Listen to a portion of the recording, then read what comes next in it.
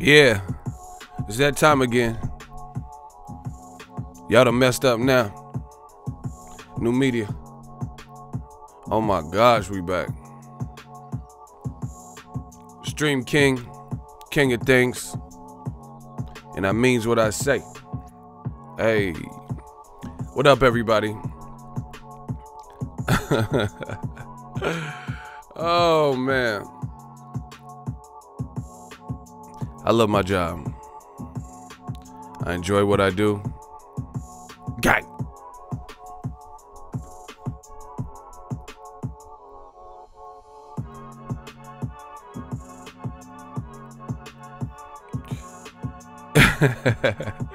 Y'all be liking the thumbnails. He said the picture of dude holding a purse dog. Hey man, I gotta find what I could get.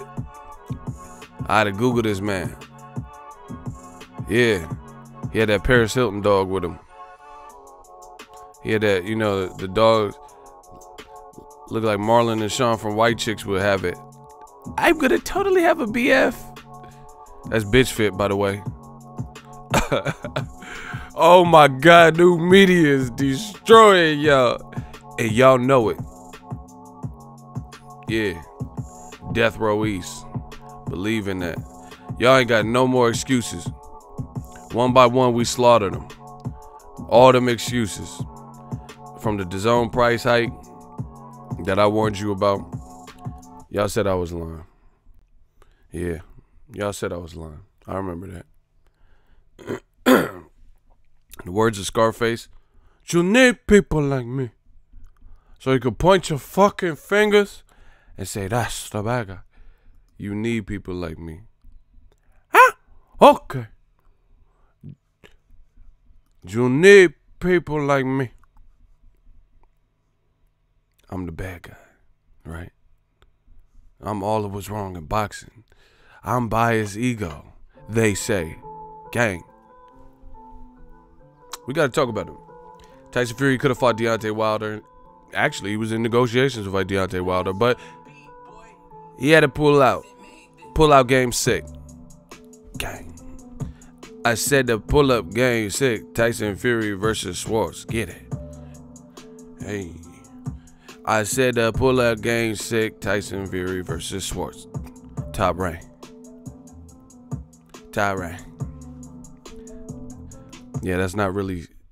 Oh my gosh, we gotta talk about it, people.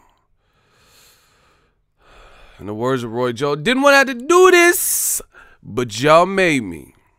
I didn't want to have to do y'all like this, but y'all keep coming for me, and you know who's in the throne?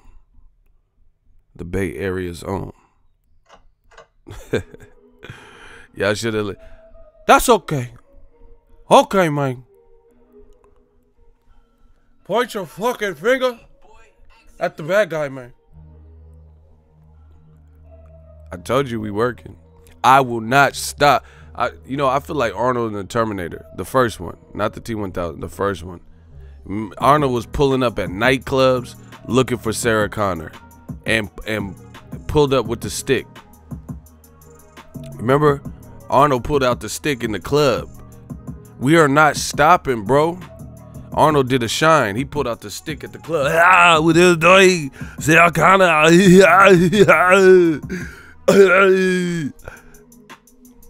We don't stop. Remember when the Terminator legs got cut off in that little factory, and Arnold was still crawling after her? That's new media. We're not stopping. In fact, speaking of my guy Arnold Schwartz, I would rather see Tyson Fury fight Arnold Schwartz than Tom Schwartz, because at least I know Arnold's body of work, unlike Tommy Boy. I don't know him, so I would rather see Tyson Fury versus get to the chopper. Hey, Killian, give these people air. What are you doing? I'm the governor of California. I would rather see that. Who is your daddy and what does he do? Okay. Hey, you know they say I stay working, man. They know I stay working, man. Yeah. Sarah Connor.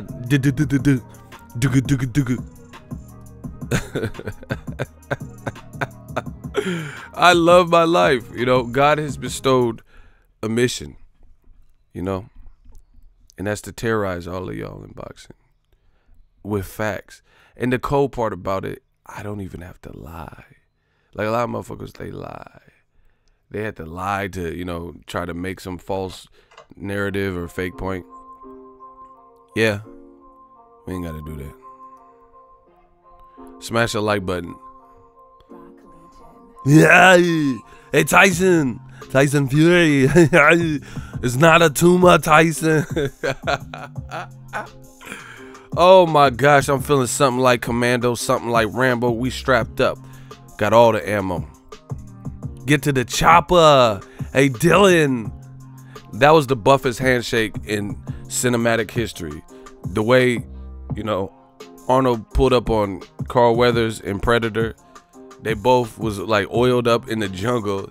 Hey Dylan, you son of a... And they flexed. And they was both flexing. I don't even want no dude to grab my hand like that, bro. Like, you get what I'm saying? Like, if you my boy, my partner, like, don't be grabbing my hand like that. I don't want that, bro. You flexing and we arm wrestling in midair. Don't do that. Ego Valley to Dawn, and once again is on.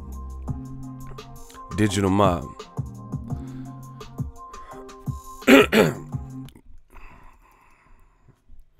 How's everybody doing today?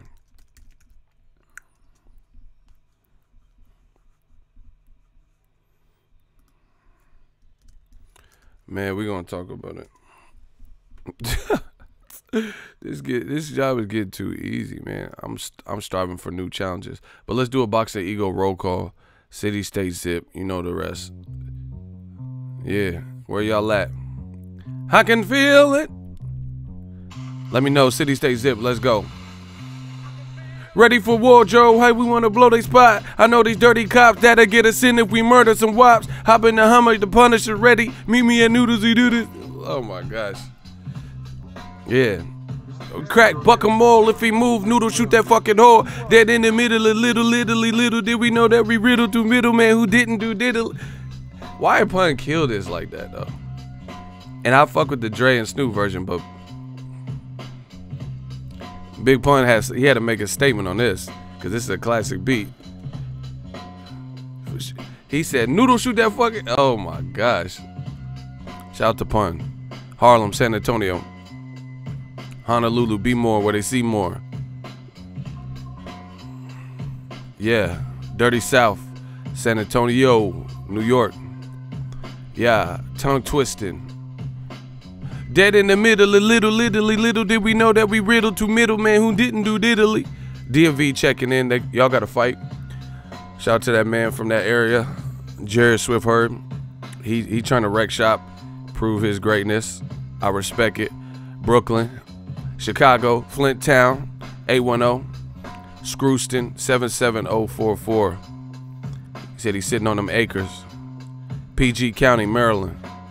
I like that Maryland accent, that Baltimore. Y'all got that cool accent. 510, Union City, California. Dallas, Texas, where y'all at? I just left Dallas. EJ all day.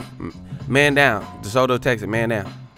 Bronx, NY, 10475, 504. Shout out to Crawfish, 313. Chicago, Illinois, making the Illinois 773. You know that. Texas in this bit. Brooklyn. Hey, Texas be fucking with the channel heavy. I got, you know,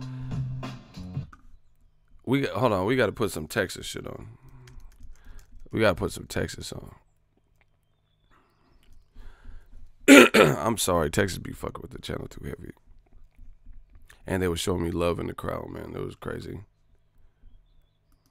We're going to switch the beat up on them. Shout out to Westchester.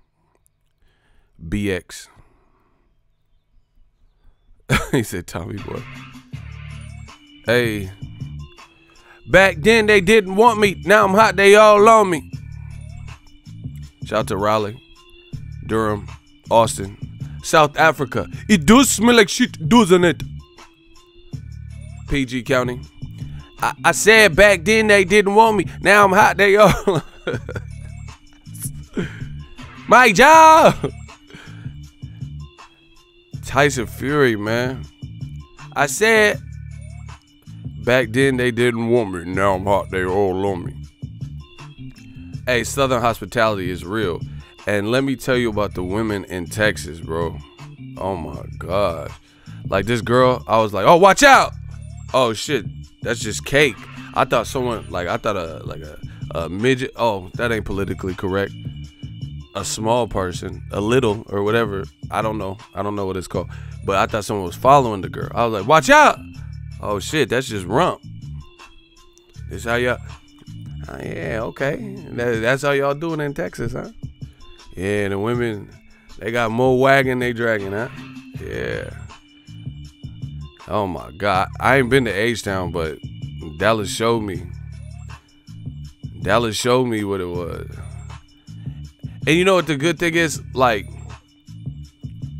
Dallas, it was a beautiful crowd. Like, people actually took the time to get ready. I be going to some of these. Hey, Cali, I'm the California king. I ain't talking about no mattress. But Cali, we got to step up. Because I be going to fights in other places. Sometimes LA, motherfuckers be having spaghetti stains and, you know, Smucker's jelly on their shirt and stuff. Hey, we can't let Texas do us like that, bro. No, they motherfuckers had zoot suits and, you know, cowboy hats and, you know, they was dressed for the occasion. In Cali, we be dressing like shit. Shirt be unbuttoned and uneven and shit. They was, you know, they was doing it in Texas. It was a beautiful crowd.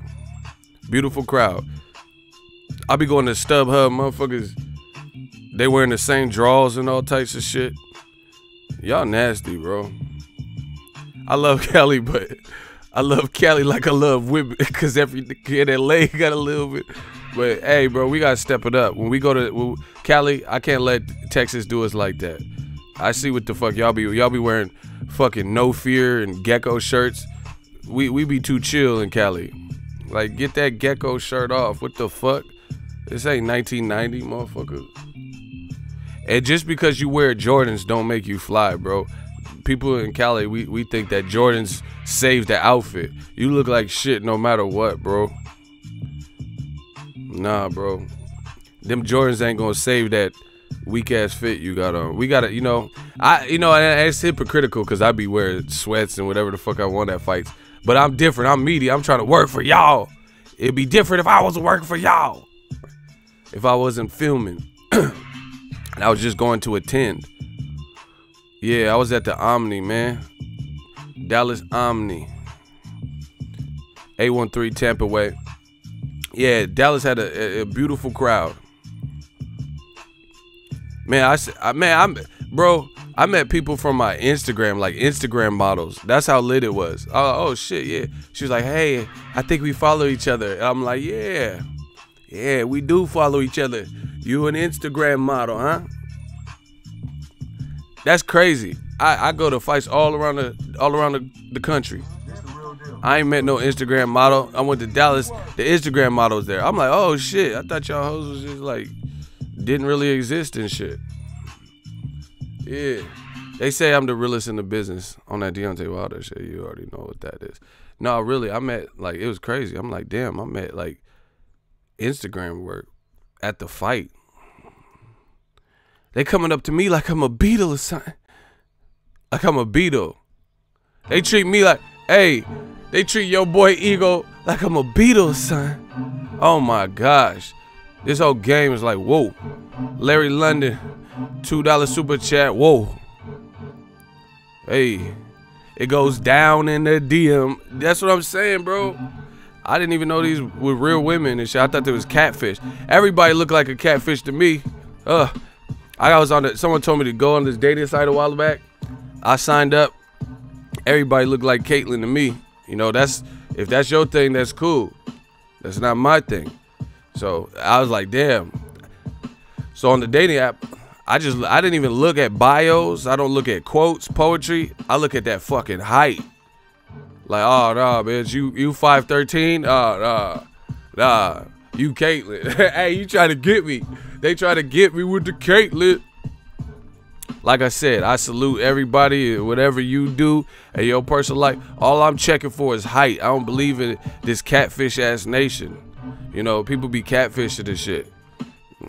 Like, nah, if you can dunk, I'm tall. So if you can dunk on me, yeah, we probably can't date. I dated a tall girl before, but she wasn't taller than me.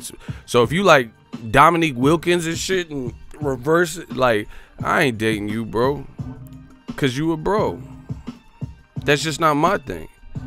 No, I'm just saying, yo, Blake Griffin, wide shoulder having, man, y'all better leave me alone. What? I'm just saying, if you could dunk on me, then there's gonna be a problem. I can't even get in an argument with me. If you could dunk on me, you could probably do some other things. You might hit me with that Errol Spence jab, like shot. Oh shit. And then I can't do nothing but get broke up like Mikey Garcia versus Errol Spence. You know, how's this go? How we go date? I can't even argue with you. You know, I can't be having you hit me with that Errol Spence jab. What? Talking about man down. Oh shit. Oh shit. I'm gonna have to fuck around and fight you like Quick in Harlem Nights. Quick. Oh, you like to hit people with garbage cans. Now I got to cut you. Come on, Quick. Come on. I'm gonna cut your ass. Rest in peace, Della Reese. Bro, I'm not dating no girl taller than me. What the fuck? My mom is 6. Yeah, man, I'm not dating these WNBA Cheryl Swoops, Lisa Leslie. Nah, man. Or what's that girl, Gabby? Yeah, bro. We got to arm wrestle or something, bro. If you beat me arm wrestling, man, I'm kind of strong. They say I'm kind of strong. So that what's the Gabby Garcia? Yeah, bro. What the fuck we look like? We look like tag team wrestlers walking to the movies and shit. What the fuck? Fucking Hulk Hogan and Macho Man. Oh yeah. Could I get 2 tickets to go see the movie? Yeah. Like, that's gonna look crazy. I'm tall, you tall.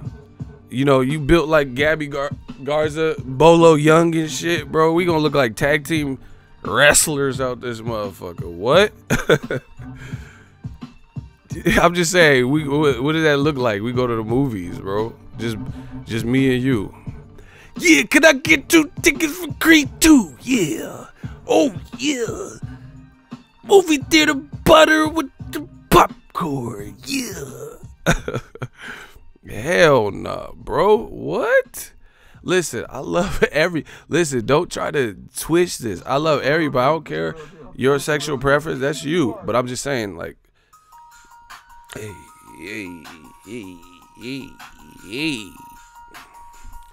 Nah, I'm just saying, we can't both be bigot. Remember in Friday After Next? And he's like, man, it's small in here. He's like, no, you real big in here. We gonna be on the airport together. Both of us got wide shoulders. Like who? I ain't riding middle seat. Shout out to Marcus Walls. Y'all tripping. Y'all wildin'.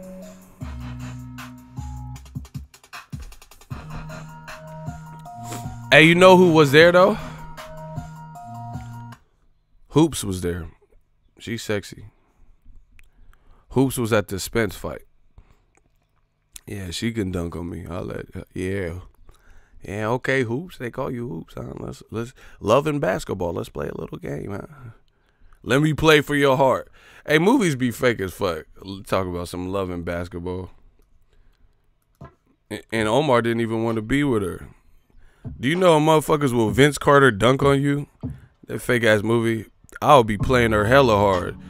She'll have to post up and D me up. I'm like, I'm staying single. I'm about to hit you with that AI crossover, man. To talk about some love and basketball, bro. You better play something you can beat me at. Like, what the fuck? Let's play for each other's heart. All right, bitch. This gonna be the this gonna be the most crucial game of ball. I'm gonna hit that Jordan jumper on Craig Elo and shit. He ain't playing for my heart. What type of shit? My heart ain't no fucking game. You can't just play a game of ball and hoop my heart out my chest. What the fuck? These movies be crazy, bro. That's a good movie though. It's a real good movie, but I wish a girl would try to, like, you know, play for my heart. Yeah, that bitch getting crossed up that day. I'm gonna have the headband. You know, when people come to the court and they got headbands and all types of, you know, British Knights, all types of shit. There's gonna be white man can't jump. I'm gonna Billy Hoyle your ass. What? Hit you with that Wesley. Man. They need to do a reboot. Instead of Love and Basketball, they need to do Love and Boxing. You know, starring Errol Spence and shit. She's like, let's box for your heart. Errol Spence beat the shit out you. Man, woman down. I'm not playing for my heart. Woman down. That motherfucker Errol, he don't give a fuck. He gonna beat the fuck out.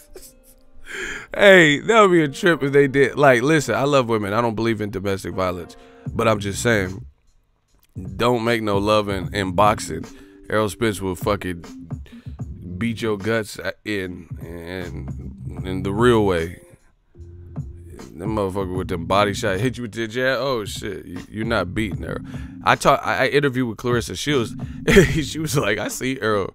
He was sparring, get some work with this girl, and he dropped her. He said he didn't drop me, but he's strong. Listen, I believe in people's facial expressions. That's what I do believe in. And the way Clarissa explained it, Clarissa explains it all and shit. The way Clarissa Shields let me know through her facial expressions, I told you Mikey was finna lose. She told you Mikey was gonna lose. She was like, nah, Errol's strong. Like, I get in the ring and spar guys, and she was like, I could move them, but not Errol. He was just strong. And that was, that was before I turned pro, but he was just strong. And I told you, Clarissa Shields is strong, and she's bigger than Mikey Garcia. And y'all motherfuckers like, yeah, Mikey, you gotta do it. I fuck with Mikey. I rate Mikey. But I told you, what are y'all talking about? Errol Spence spars with fucking, oh my God, y'all annoying me. Errol Spence spars heavyweight sometimes. Derek James told me that to my camera. Derek James didn't even have to tell me that. There's a video that leaked, and Errol Spence was fighting one of his boys, like, slap boxing, and the dude was way bigger, and he was breaking this man's body up, like bop bop, and he wasn't even like, you know how you play soft? He didn't look. He was throwing real life shots. Like, yeah, you gonna piss blood tonight, man. That, like, this dude, I told you, Errol Spence is a serial killer. But you guys don't want to listen to me. I don't know why. I mean, y'all listen to me, but you know what I'm talking about. Errol Spence was really licking shots, though. It was in the street boxing. I know some of y'all seen it. He was like, bop, bop, bop, bop. Like, he was really digging shots. And this shit was sounding good with no glove, bare knuckle. He on his Paulie Malignaggi shit. He was doing some bare knuckle shit. Look at Eric Anthony. You sound pitiful. The motherfucker said Finkel the Slave Master. First of all, you can't spell Finkel, so you probably Ray Finkel from Ace Ventura. Laces in, guys. Laces in. You're Ray Finkel. Bro, learn how to spell. You motherfuckers just repeat some stupid shit. Yeah, Finkel the Slave Master. Ha ha ha. You guys just repeat the same jokes. You guys are lame. That shit is a dub. Learn how to spell. I gotta create some adult courses, like school courses, because these man fans, they literally can't spell. They be talking about these boxers. Oh yeah, look, Rios, he's punch drunk. Motherfucker, you punch drunk, and you ain't ever even been punched. So that's even more unexplainable. These fans be punch drunk just from watching boxing or some shit. They be regurgitating the same nonsense, can't think for themselves, can't spell. Motherfucker, you punch. I don't know why you talk about Rios or the next person. You punch drunk. My guy, you're punch drunk. You're like, oh, James Toney. Fuck James Toney. You sound like worse than James Toney. What? I fuck with James Toney. He be talking that shit. That's one of my favorite fighters.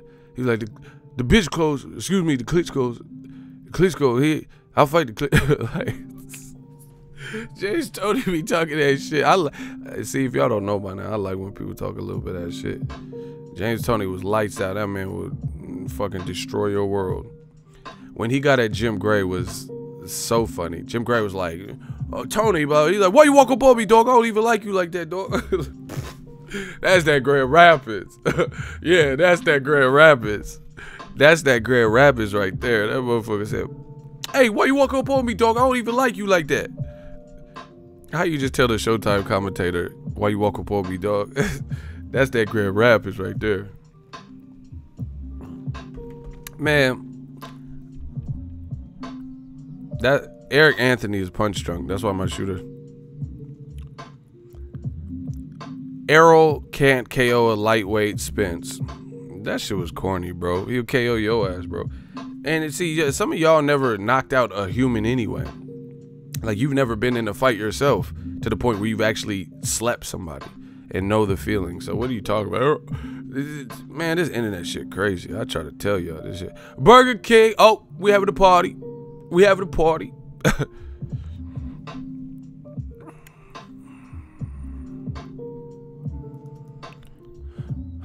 What's up with y'all? The Stream King has returned. Life is good, man. Boxing's in a good spot. You know, you see a lot of these companies showing interest to the fighters, trying to cash out. You know, it's at a point, it's at a little bit weird space where people are jockeying for position, trying to, you know, create this army of fighters, you know, sell their brand, sell like, oh, get Showtime, oh, you know, get the Fox app, get ESPN Plus, get Dazn. You know, really interesting times for that reason. Yeah, James Toney was a real one, lights out. I mean, I met him in LA and got a picture in with him.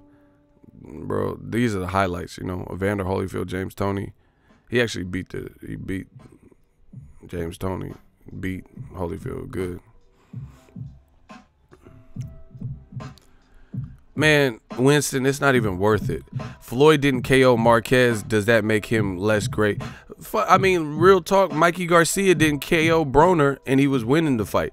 And even worse than Broner, because Broner, you know, is tough. He didn't KO Sergey Lipinets. You know, that was a guy that people hadn't. Sergey Lipinets got his title barely beating a balding Japanese dude. I forgot the dude's name, but I was at that fight. He barely even beat that guy for the title, and Mikey Garcia didn't KO him. So what we talking about? You know, Mikey Garcia, surely you would rate his skills higher than, and what he's accomplished higher than Sergey Lipinets at the time. You're not going to KO everybody. That's basic boxing. You know, Maidana is strong as fuck. He didn't even KO Broner. Broner, same deal. Broner came from 35, had one fight that wasn't a good preparation fight because it was against Paulie Malignaggi, who's not a big puncher, and then he fought one of the top punchers, if not the top puncher at the welterweight division, and Maidana never KO'd him. So what are we really talking about? You know, Selçuk Aydin was a big puncher.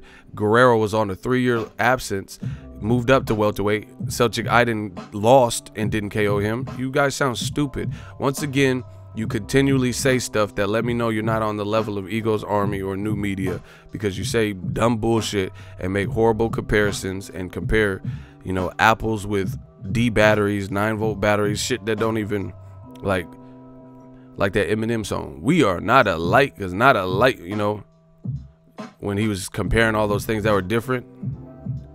Trainwreck, iPod, daybed, iZod, you know, this shit don't even make, like, it's not even alike. Motherfucking Tyson Fury is bigger than any heavyweight that he's fighting. He ain't KOing shit. You know, Derek Chisora in a horrible fight. You know, he's not KOing top level guys, and he's 6'10". So what are we talking about? You know, that's not everyone's bag. That's not everyone. Listen, Mikey, see, some people could take punishment. Mikey showed that he could do that, but he lost every round. Like, what part of the game is this when a fighter gets beat down, loses every round after joining the snack program? You know, that's supposed to be like the you know, industrial, state-of-the-art, supplemental, you know, program from Victor Conti, who used to be in that underworld, right? You did all this stuff and you did more talking, and then you lose every round, and then now the talking point is, but you did knock me out though. That's pitiful, bro. And the Garcias ain't even doing that. The Garcias from what I've seen, they've been humble in defeat. Like, yeah, just fuck, man, it wasn't our night. Like, you know, we lost. Errol's a great fighter, but it's these punk ass fans that they the ones doing this. That's a bad look. And like, you know, if I was the Garcias, I wouldn't even want you to represent me, cause like for me, like on my channel, I don't want egos. I don't need Ego's Army to lie and like, you know, say a bunch of bullshit for new media, cause that doesn't help the movement. You know, we're not trying to be like old media and lie and create stuff. I don't need that. So I want the people in Ego's Army, I want them to be real, be truthful with what they see. Snack, Tiger, you know, the only thing you could say is, yeah, but you didn't kill me though. You didn't knock me out. Like, wow, that's one hell of a consolation. You lost every round, got outboxed, got beat at your own game, talked more, and then showed up less, took an L on your professional record, and the fans, they're like saving grace in that whole situation is, yeah, he didn't knock him out though. You make yourself look worse than anything, you know, because that's nothing to brag about. That's like someone get beat down and jumped by a couple people, and you know, their faces lumped up. They look like Martin when he fought Tommy Hearns, and he'd be like, yeah, but they didn't stomp me to death. They didn't kill me, you know. Like, yeah, but you still like hooked up to oxygen chain, you know, tubes, and you know what I'm saying? Like, that's not nothing to like revel in. Like, oh yeah, but you know, they didn't knock my teeth out. Like, you like trying to find a silver lining any way possible. Mikey lost. He tried, came up short, lost every round. Errol Spence showed how great he was. Mikey is still a good fighter, but he lost. You know, there's not really else much to say. And Mikey got beat at his own game, despite snack. I told you, it don't snack, Lunchables, kitten caboodles, catnip. None of that shit is going to ultimately matter when you're still at a deficit. Kell Brook did similar stuff. He was at this, you know, United Kingdom Performance Arts of Industrial, like, you know, he was at the X-Men facility with Professor X and all this extra shit. Charles, you know, and Magneto and all them was there. And Kell Brook's eye still got broken in half by Golovkin. Golovkin was like, hey, no, guys, motherfucker. You know, Kell Brook did similar stuff trying to bulk up. So ultimately, that's not. And then back in the day, you got guys like Roberto Duran, legend.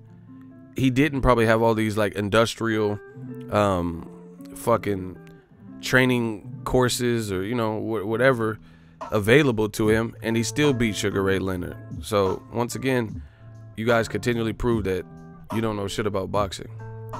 Roberto Duran wasn't doing all this like, you know, James Bond gadgets and all this shit, and he still beat Sugar Ray Leonard in the first fight. So if you think that's the end all be all, I know people that go to Big Bear and get a big ass whooping when they get in the ring. Yeah, I'm with the out. I mean, look at Tyson Fury. Tyson Fury went to Big Bear, and we're gonna get to that because that's the title of the video. Anyway, but Tyson Fury went to Big Bear, all this altitude stuff, and still nearly got knocked the fuck out like cold. And was sleep, you know what I'm saying, by his own admission. So that, you know, the Big Bear, that's cool. Maybe it helped you recover because he had good recuperative power. But, you know, you did all that and still never knocked Wilder down, never hurt him in a major way. You know, Wilder looked more tired from missing than anything, and having to try to press the action and hit a crafty person more than hurt. So you did all that. Now, anyway, let's talk about Tyson Fury. Now, I like Tyson Fury, his story and all that, but what he just did was foul. He did the foul. He created these shifts in the pendulum that have affected the whole heavyweight division because he's a top player. He was in negotiations to fight Wilder, pulls out, joins Top Rank, and then starts talking different. You get what I'm saying? He seems like he's talking different, like everybody deserves a shot, and, you know, I can't be held responsible for boxing politics and this, that, and the third. And then come to find out now, they're saying he should announce his opponent for this summer. maybe even on the Q-Brat pull-lift card. And the name we're hearing is Tom Schwartz. Who the fuck is this? Like, honestly, who is Tom Schwartz? That sounds like a watch company and shit. You know, like he made cologne or something. That's that Tom Ford. You know, watch and cologne company. Who is Tom Schwartz? Shout out to Germany, but who is that? Like, I mean, this shit's so funny. You got to do the Jay-Z billionaire laugh. Like, what? Who is Tom Schwartz, bro?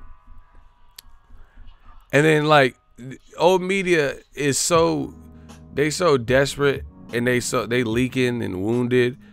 They can't even say anything. The only thing they can say is quit hating ego.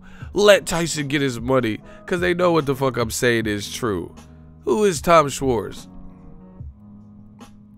Like I said, you got to do that Hova laugh. You got to do that sneaky ass billionaire laugh. Who is, like, listen. And this is how I know old media is full of shit.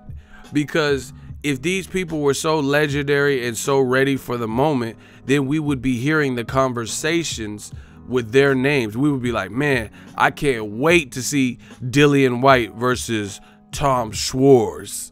Luis King Kong Ortiz should go after Tom Schwartz. Miss Hawkins. That's how you can't even save face. Old media is, I told you, this shit is over for y'all. It's a dub. You can't play this up. You can't make it, oh, he's ranked in 2 sanctioning bodies, number 9, and it's Tom Schwartz, guys. Undefeated record. There's a lot of my mama undefeated. What the fuck? What's that guy do? She undefeated.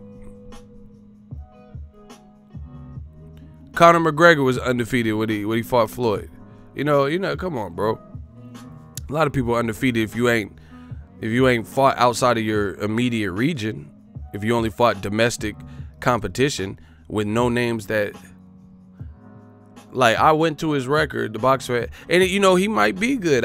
This is not even about Tom Schwartz. I'm just saying at the end of the day, he hasn't proven that he is ready for this moment. You know, he hasn't proven to be a bankable star. So once again, old media, they look dreadful, because I distinctly remember I see you got me saying this dude's name. Tyson Fury on Twitter went back and forth with Deontay Wilder, or would you guys say Beyonce Wilder, all this stupid shit. And he's like, get yourself known, kid, and I'll rematch you when you build your U.S. profile. So does Tom Schwartz have the U.S. profile? This is what I'm saying. This is precisely why old media will never be able to beat us. You can't say Wilder needs to build up his First of all, you already fought Wilder, which I told you that was stupid just off of that. You already fought him in the U.S. pay-per-view. Now you talk about he needs to get more well-known and build his profile. Even though he's a U.S. Fighter that speaks English, and people know him because I'm at the fights and I see them following him and yelling Bomb Squad. You know, I'm surprised the fire marshals and shit didn't come in, because how many Bomb Squad chants I hear when he's at every fight. And I've been at fights. I was just in Dallas, Texas. He was there. That was the scene. I was in LA at fights. That was the scene. In New York at the Nassau Coliseum. I think we're at Nassau. It might have been Barclays. Same scene. So you're full of shit. You cannot attempt to say the U.S. American heavyweight champion. Wilder was the first American heavyweight champion since Cannon Briggs. There had been no American champion, because it was the Klitschko era. There were no American champions. You know, Brian Jennings hadn't become one or anything. Still hasn't, you know. There were no American champions, and then Wilder broke the curse. And now you're telling, this is how disrespectful it is. This is how disrespectful they are. You're telling an American, you know, that he needs to build his U.S. following. This is how, you know, when we talk about the racial issues in boxing and different things like this, now you guys see it. You have foreigners telling Americans that they need to boost up their profile. But see, I'm not even saying Tyson Fury, I'm not saying he's racist, but a lot of people who are foreigners don't realize the racial implications in America and why Americans don't get the fair shake in America, because America is such a vast place and a melting pot. You have some people who are from other regions that migrate here, so they still root for their own. They're still rooting for, you know, people back home. You know, I'm from Russia, so I'm rooting for Kovalev. He's fighting in America now. I'm from Mexico, so I'm rooting for Canelo. He's an American, you know, he's an American star now, right? And meanwhile, a lot of the black fighters and minorities struggle to get especially really black fighters, you know, struggle to get the respect. Not only from that, even the U.S. media. We talk about this all the time. They told Errol Spence, an American star who could be like the next Floyd Mayweather, big star. They make it excuses before the fight, talking about he gains nothing from fighting Mikey, but then they picked Mikey to beat him. This shit don't even make sense, you know. So Tyson Fury, he's bragging. Talk about, oh, nobody knows you in America, which is false. But still, the fact that he feels comfortable as a foreigner saying that nobody in your own country likes you, you know, that's a problem. But anyway, it's proven to be bullshit. Even if you believe that bullshit, it's proven to be bullshit when you tell an American champion that he needs to build up his subscriber count and his popularity in America as an American, as an English-speaking American, right? And an American champion, he needs to do all these things. But then the rumor is you're going to fight Tom Schwartz from Germany. And then to add that insult to injury, Top Rank at ESPN and Frank Warren build this as, oh, Top Rank at ESPN wants a U.S. exposure fight. That ain't no U.S. exposure fight. How is a U.S. exposure fight no U.S. fighters in a main event in Vegas? How is that build up a Wilder rematch? By fighting some motherfucker that the world at large doesn't know. You know, a U.S. exposure fight would be not necessarily just fighting an American, but fighting someone who has a presence in America, like a Luis King Kong Ortiz. You know? Even an Adam Kanowski or someone who, you know, you can sell that fight in New York, and he's fought at the Barclay a couple of times. You know, so people had the luxury of seeing him. I looked at BoxRec. I looked at Tom Schwartz. Every single one of his fights, you know, unless I missed one, was in Germany. So how's that a U.S. exposure fight? I call bullshit. The Maury lie detector test determined that was a lie. And again, as always, I'm just the realest one to tell you this stuff. You got a U.S. exposure fight with no guy who has a U.S. present in the bill. Stop it. Fight Luis Ortiz. He fought at the Staples Center. He headlined the Barclays with Wilder. Fight him. What about that? Especially, and then on top of that, for that, my man, Tyson Fury said he beat Wilder 10 rounds to 2. You should be ready then. Why would you regress in competition to an undefeated fighter that no one's heard of, that ain't left the stoop, ain't left Germany, that never fought anyone outside of that realm of domestic level talent? I told Ronald Finkley he could have his wrench back. That was temporary. Me and Ronald's cool. He got to let me know when he's ready, because I think he's just chilling. But he's good whenever. He just has to say the word. And then, on top of that, Tyson Fury said he won 10 rounds to 2. So you should be good. Like, listen, once again, new media constantly out in the bullshit, weeding out the fake shit. Triple G says he was robbed versus Canelo. I told you he wasn't robbed. So you were better off agreeing with me in saying he lost to Canelo. Now that he's been on this crusade and stated that he was robbed versus Canelo, then now he put himself in a pickle. Because okay, if I'm under, in your mind, you were robbed and you should really be a champion still. So why are you fighting Brandon Adams? Why is that the guy that's being rumored for you? Let me know. Same thing with Tyson Fury. If you beat Deontay Wilder 10 rounds to 2, easy work, and he's a bum, dosser, shit house, and all this stuff that you're saying, then why would you regress to a fighter like Tom Schwartz? Why wouldn't you fight at least, at the very least, Oscar Rivas, who just knocked out Bryant Jennings? And some of y'all don't know, Oscar Rivas, the one that knocked out Bryant Jennings in the final round, beat Kubrat Pulev in the amateurs. So that sounds like a better candidate for Tyson Fury, because at the very fucking least, we know Bryant Jennings is durable. Klitschko didn't stop him, and Luis Ortiz fought him and stopped him, and then, you know, he got stopped again. So we at least know you beat a guy that, you know, that's my guy. Shout out to BY, shout out to Philly. You know, we at least know you beat a credible guy like a Bryant Jennings, right? Tom Schwartz, we don't know who the fuck he even fought. I went to his box rec, and then I'm looking at the names. It's like Christian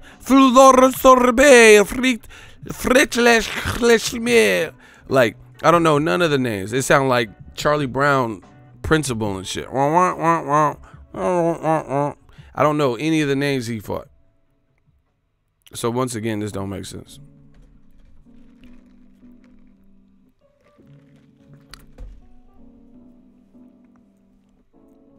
So, you know, it's just disrespectful how they do. And they, like, the little games that get played, and then people try to act like they don't see it. And then why is Walter the Black Channel?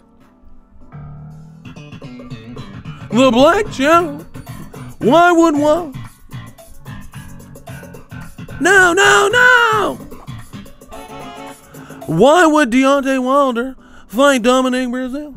The Black Channel. And is you mad? Hold on. This shit funny. Hold up. Let me get this straight. You mad? Hey, listen. You mad because Wilder is fighting Dominic Brazil, a guy we fucking heard of, who's 6'7" and went to the Olympics, who fought Joshua and learned whatever, and has been winning since. You know, got a stoppage against an Olympian in his last fight, Negron, right? You're mad that Wilder's fighting him, his mandatory. And then those same people that say, why would Deontay Wilder fight Dominic Brazil? And of all the guys, why would he fight him? And the same people are trying to co-sign Tom Schwartz. Tom Schwartz versus Tyson Fury. Hey, y'all know y'all done fucked up. Y'all know y'all done fucked up. Bruh, oh my gosh. Bruh, that, you know that shit don't make sense. You're mad at Dominic Brazil, who happens to be, Wilder didn't make him the WBC mandatory, even if you didn't like the fight. You better holler at the WBC. They the one that ranked him. If you wanted Dillian White, then, you know, talk to the WBC. They ranked the people. And then y'all mad at, why would Wilder fight Dominic Brazil? Out of all the guys, you know, playing dumb and shit.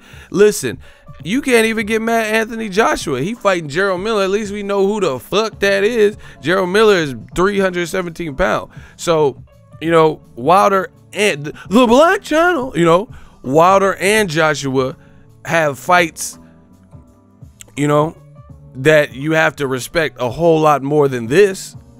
Wilder, you definitely have to respect his fight because it's mandatory. Joshua, he's at least fighting an undefeated fighter we've heard of, you know, who's looked good, got stoppages. Nobody even know who the fuck Tom Schwartz is. Bro, I thought that was Thor big brother. I don't know who that is. Chris Hemsworth? Bro, I didn't know who that was. I thought it was Thor or some shit. I'm like, who it is? Odin's son. Like, I thought he was from Asgard. I didn't know who the fuck that was when I seen the pic. I had to Google him. I thought he was from Asgard. Oh, he from Germany? Oh, okay. I thought it was Thor family member or something. Thor cousin. I thought it was Thor cousin Score or some shit. Sven. I didn't know who that was, bro. Y'all look dusty. You hear me? Y'all look dusty. Y'all look real dusty. You know, they need to make a cartoon after some of y'all man fans called Despicable Me. You know, y'all need to be, y'all look like Gru. Despicable Me, y'all despicable. Someone said Tom Schwartz wrote Lord of the Rings. I'm done. Exactly. Someone said, who is Tom Schwartz, bro? Man, I don't know. And, you know, and then these UK fans and man fans are so like insane for the fighters that they want. You know, I can't say UK because there's a lot of good UK fans, but these man fans are so stupid that they'll find any reason to berate the black fighter for fighting who he's fighting and justify what Tyson Fury's doing and jumping ship. They'll be like, he's fighting Tom Schwartz. It's going to be a good fight. After all, he has the name War in the middle of his name. So that's how you know it's going to be. Like, bro, you're reaching. Because the word war is in his name is going to be a good fight. That's some stupid shit, bro. That's how bad they reach, though. His name is Tom Schwartz. You see? Right there. W-A-R. He's all about the war. Like, get the fuck out of here. You ain't say shit about no Tom Schwartz before this fight was, like, rumored. We see right through you. Y'all motherfuckers is Windex. Again, if Tom Schwartz was that dude that everybody was checking for, then we would have heard his name by now. You know, we would have heard people say Joe Joyce need to fight Tom Schwartz. You know, Wilder need to fight Tom Schwartz. Adam Kaunowski versus Tom Schwartz, right? Tony Yoka, Tom Schwartz. Anthony Joshua, Tom Schwartz. Gerald Miller. Ain't nobody. All right, Paul Rogers, you in the hot seat. He says a bit racist. What is racist? Let me know what was said that was racist so we could dust you off. Proper like. Now, okay, I wait for you motherfuckers. I'm like Macaulay Culkin in Home Alone. I couldn't wait for you motherfuckers to come because I set up traps. Fuck you mean? All right, so you said bit racist. Let me know what was said that was racist. I'm Kevin McAllister. Y'all got me fucked up. I'm up here, your horse's ass. Come and get me. Y'all know y'all fucked up. I'm Kevin McAllister. I'm the Kevin McAllister of boxing. I said traps for you motherfuckers. Y'all fall for the he fell for the mouse trap. Y'all fell for the mouse trap every time. What did I say that was a bit racist? I'll wait. His name is Paul Rogers. You have 10 seconds. I promise you. 10 seconds. Everybody help with the countdown. What was said that was racist according to Paul Rogers? Fucking Captain America little brother shit. Who the fuck is Paul Rogers? You know, Steve Rogers little brother. Fuck you mean? Everybody help me count down. 9 seconds. Where you at, Paul Rogers? What was said that was a bit racist? I'm ready. Let me know. Kennedy Linder said, murder she wrote, murder she wrote, murder she wrote. I told you, I'm Angela Lansbury. Murder she fucking wrote. Murder she wrote, murder she wrote. Who does he fight after Joshua Wilder? White pull. Man, get this motherfucker out of here, bro. I want to know what the get to the racist part. That's what you said. You said it's going to be easy. This ain't Berto. Block Paul Rogers. You said something was a bit racist. I asked you what, and you changed the subject. I told you. These dudes, they're not on the level. He said Roy Rogers. Well, yippee-ki-yay, motherfucker. Get him out of my chat. Don't come in here spreading that bullshit, and then when someone asks you about it, then you tuck your tail and switch the subject. Oh yeah, Burger King has a special on Whoppers. We don't give a fuck. We trying to get to this racist shit you said. You talking about Burger King got a sale on Whopper. Yeah, you can buy one Whopper with cheese, you get a second one free. We don't give a fuck about that. We trying to get to, you made a claim. You got to show receipts, partner. We need them receipts. You trying to switch the subject. You know, Back to the Future was an absolute classic. Yeah, that's great. Shout out to Michael J. Fox and all that. Marty McFly. But what that got to do with what you just said? You accused me of being racist. You said I said something racist. You got to explain that. We waiting for that part. For that, my man. Yeah. J-Dog caught him a body. Everybody salute J-Dog. He one of the livest shooters. And me and J-Dog been telling you this stuff. He said, rest in peace, Mr. Roger. I don't know why they even try it with me, bro. And then they be lying. They be lying. They be like Simba, the way they be lying, I promise you. Fucking Mufasa. Long live the king and shit. These motherfuckers be going to other people's channel, snitching. You know, on the Tekashi, they be snitching, talking about, yeah, I roasted Ego and I proved him wrong and then he blocked me. Anyway, you know that shit didn't happen, bro. I told you, I just got back from Texas. I'm feeling so stone cold.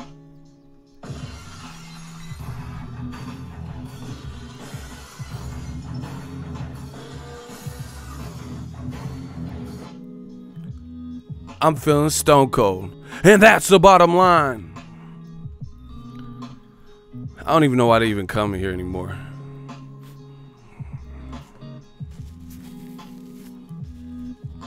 They know they gonna get dusted off proper.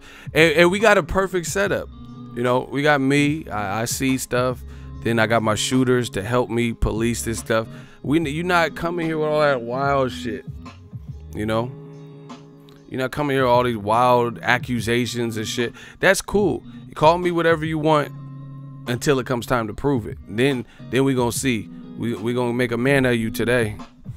You know, you ain't just gonna call me all types of stuff and then, you know, try to throw dirt on my name and you have no receipts. That's like the I am delivered. He's saying Broner did this and that and slid in his inbox, but he ain't showing no receipts. Man, delivered them fucking receipts. You said you're accusing Broner of swinging that way, but you ain't delivered no receipts. Get the fuck up out of here, bro. You can say whatever you want about Broner, but you ain't gonna just say something about somebody and then have no receipts. Motherfucker, I like Miz now. I like Miz. I'm delivered. Well, delivered them fucking receipts. You said Broner said this, won't, but you ain't delivered no receipts. Get the fuck up out of here, bro. That's what I'm saying. You ain't just come making rumors and Ego likes fishnets. Show me them pictures. I can't wait to see that. You know, no Photoshop, no cap. Show me them pictures. If you say Ego in photo like fishnet and heels and all types of shit, I would love to see that. I want to see them pictures. Show me them pictures. You gotta have receipt. See, these people think this is the fucking 1930s or something. Back when they had Chicago gangsters and shit. Nah, I'm the boss. See, nah. If you don't get your yellow keister off my property, I'm gonna blow you to smithereens. Like, this ain't the 1930s, motherfucker. We got devices. We got, you know, iPads and all types of shit. iPhones, Androids, they got vacuum cleaners that, you know, give you head, all types of, you know, I don't know, bro. I don't know what the fuck they got. They got all this AI, artificial intelligence shit, bro. You can't, this ain't nothing where we're just limited to hearing about a boxing fight in the radio. Sonny Liston hits him with the left. He hits him with the right. Muhammad Ali, he hits the turnbuckle. Like, we can actually watch the fights now. We're not just listening to this shit on the radio, so you ain't gonna do that. If you can't show no receipts, then this shit didn't happen in this day and age, because it should be so easy. You know, if, oh, Ego slid in my DM. All right, then show me that. All you have to do is screenshot it, press 2 buttons. You said it's gonna be easy. I'm the boss, see? That's how old media sound. I'm like Tyson Fury, he can fight who he wants, you see? And like 2-time Tony, he like Tyson Fury, that's who he fighting. He sound like he fighting the old, you know, mobsters and shit. Tyson Fury versus Lucky Luciano, you know, fucking Dick Tracy characters. Tyson Fury versus Mumbles. Man, I don't want to see no Tyson Fury versus Mumbles and all this shit, bro. It's the same thing with Golovkin. It's gonna be the same shit, bro. Golovkin versus Snuffleupagus. Man, come on, bro. And then they had the audacity to criticize black fighters. The Black Channel. Why would Wilder fight Dominic Brazil? But everybody else, you know, and then on top of that, Triple G and Tyson Fury particularly can say they won their last fights and were robbed, and then they're coming back to the fights that they're rumored to come back to. How does that make sense, bro? I beat someone else's ass, an elite level person in my division's ass, Canelo or Deontay Wilder. I beat their ass and got robbed, but then I'm coming back to some bullshit that nobody want to see. You know, fucking Tony Pop-Tart Johnson and shit. No, but who wants to see Tony Pop-Tart Johnson? I mean, really, let's be real. Let's be real with this shit. I'd rather see Tyson Fury fight Balrog or something from Street Fighter. Y'all got me fucked up. Like I said, I'm not trying to see Tony Pop-Tart Johnson, all these weird ass names, you know. I hate that. That's one thing I hate, a boxer with a nickname that's lying and shit. You know, Derek the Eagle Eye Edmonton. Like, who the fuck is that? He ain't got no eagle eye. That motherfucker getting hit with he not seeing these punches come. That ain't no eagle eye. Yeah, eagle can and scoop salmon out the fucking water and shit. You ain't got no eagle eye, bro. You getting fucked up with every shot. You getting hit with that. Errol Spence breaking your punk ass down. You talking about eagle eye. I hate when fight. Listen, these fighters need to get nicknamed. Like Errol Spence, that makes sense. Errol the Truth Spence, because he looking like the truth. You know, Terrence Bud Crawford, okay, that makes sense because he's probably just called Bud when he was coming up, you know, when he was a little kid or something. But these lying ass fighters, y'all got to stop with these lies and these nicknames. You know, but like Roger Too Slick Jones, like, you are not too slick, bro. You getting hit with all this shit. You need to. These fighters need to have accurate nicknames. I'm big on that. You know, you Roger Head for Battering Ram Matheson.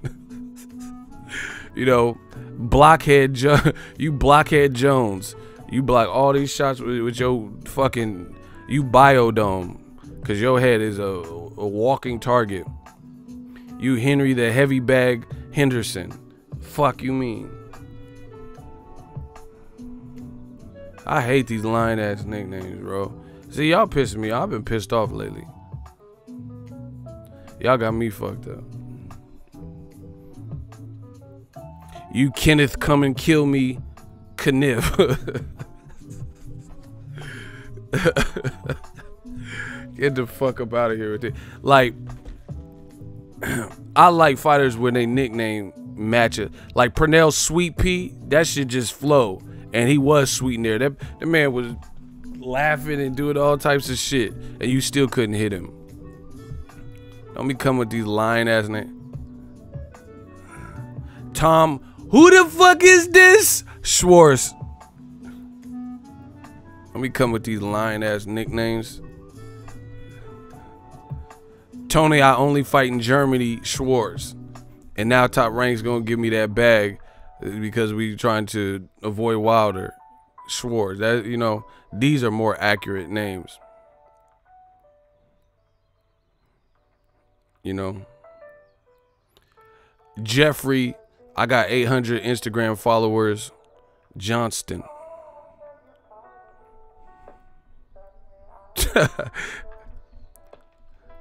I hate the way they introduce Jeff Horn. They're like, Jeff the Hornet Horn.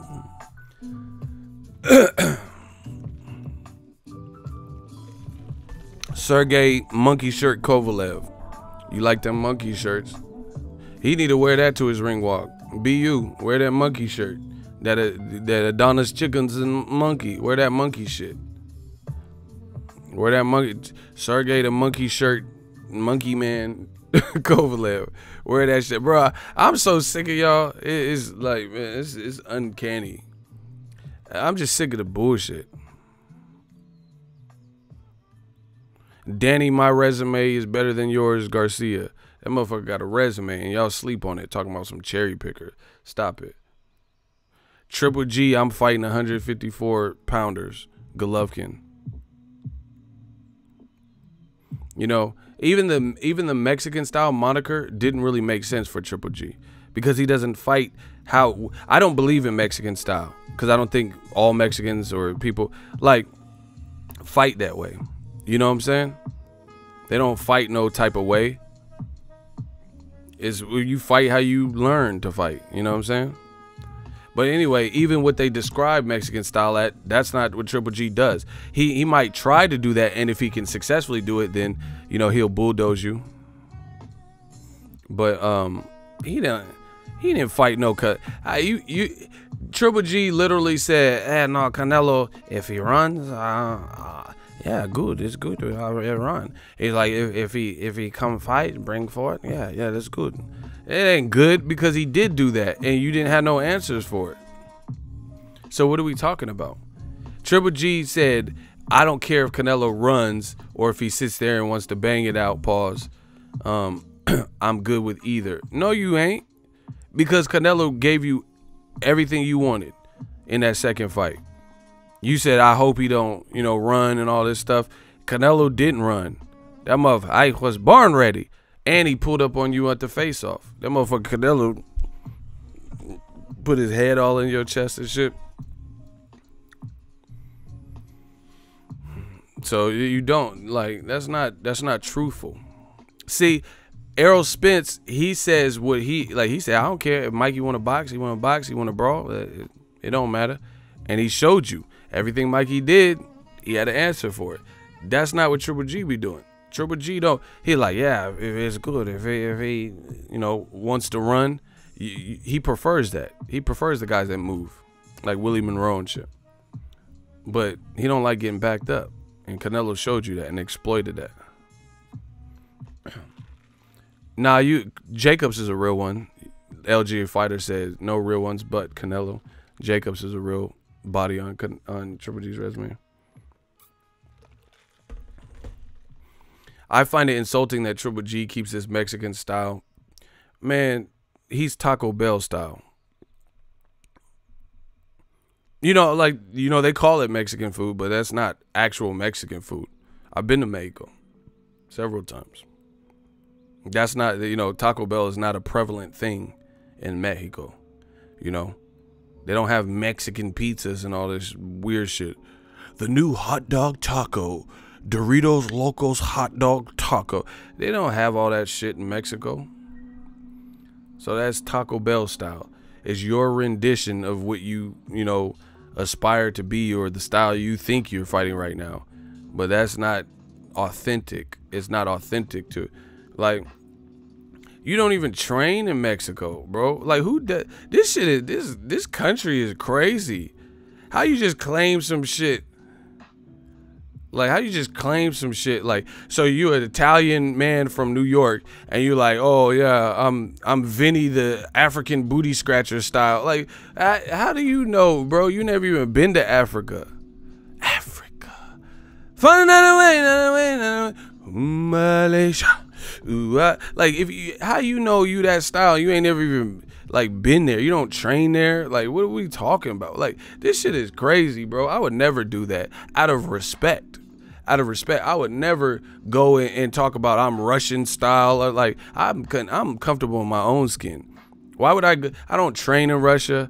Even if I had a Russian trainer, I'm not gonna say I'm Russian style. I'll be like, I have a Russian trainer. He's raw. Ivan Drago, he's doing his thing. This shit is crazy. Hey, people who just come claim some shit. That's some Christopher Columbus shit to me. I'm Christopher Columbus. Y'all just the pilgrims. How you just claim somebody else's shit like that, bro? No, y'all motherfuckers is laughing. I'm dead serious. I'm so sincere. I don't get it. Like, I personally don't get it. There's like, you don't, you know what I'm saying? Like, you don't see black guys like, I'm Sicilian style, and like, I haven't seen it. Name a black fighter that claimed some other style that, and he had nothing to do with that region. Like, name a black guy is like, oh, Venezuelan style, and he's not Venezuelan and black. He's just black. He's just Michael Blackson black. See? No, I'm asking y'all. How you gonna claim some shit?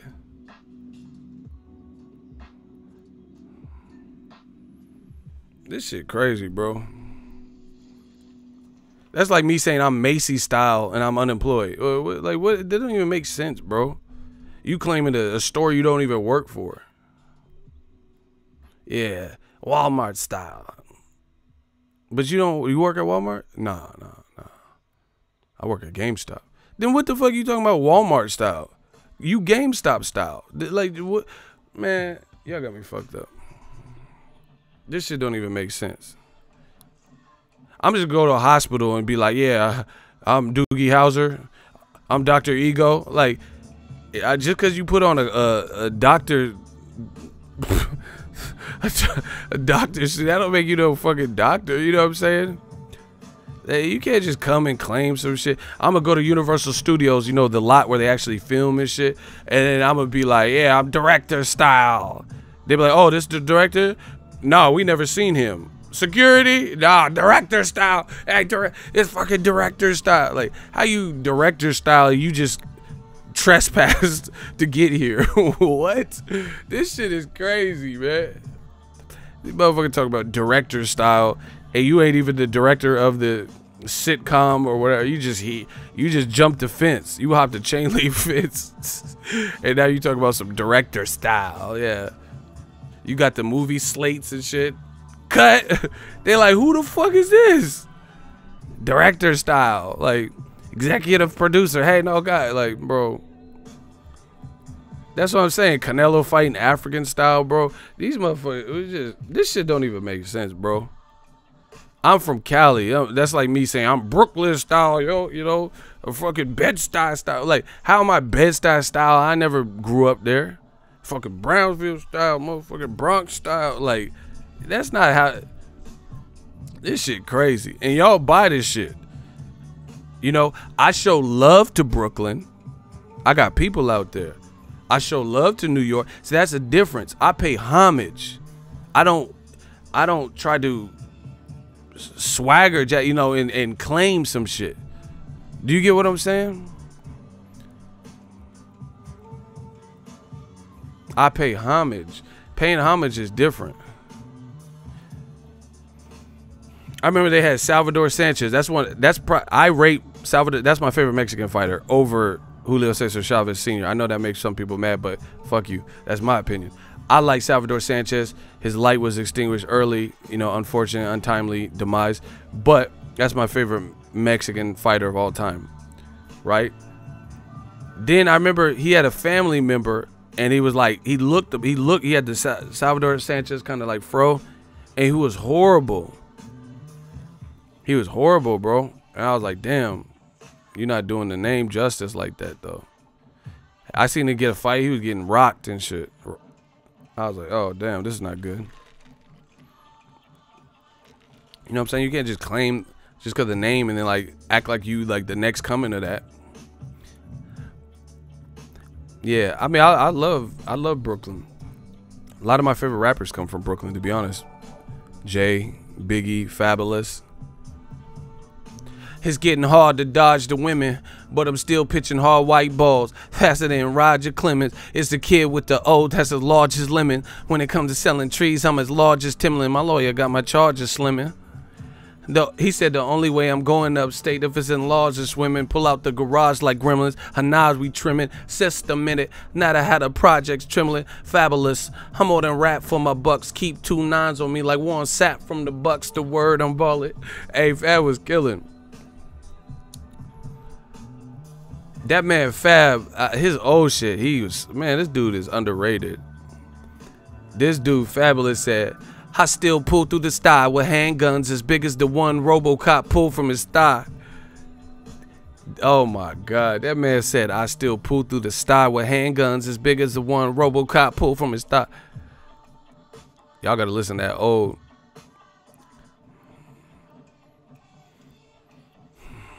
Y'all gotta listen to that old Fab. I remember I came with Blueprint, Jay-Z came out on September 11th, and Fabulous, and I caught both of them, and I was like so happy with both albums. That's rare, you know, where you can just play from start to finish, like both instant classic. Jay was killing that Blueprint. That's probably my favorite album from Jay. I like Reasonable Doubt too, but that Blueprint. He's like, shut your bubble, I got A-Rod numbers. All you mother skunks get buried in the He said, leave you in the hospital looking at MASH for months. Yup, it's perfect. That Blueprint is dope. First the Fat Boys break up. Now every day I wake up, somebody got a problem with Jay. What's all the fucking for? He said, and I pack heat like I'm the oven door. He was killing. Yeah, Fabulous is super underrated. Super underrated. Jay's a fucking billionaire. Yeah, man.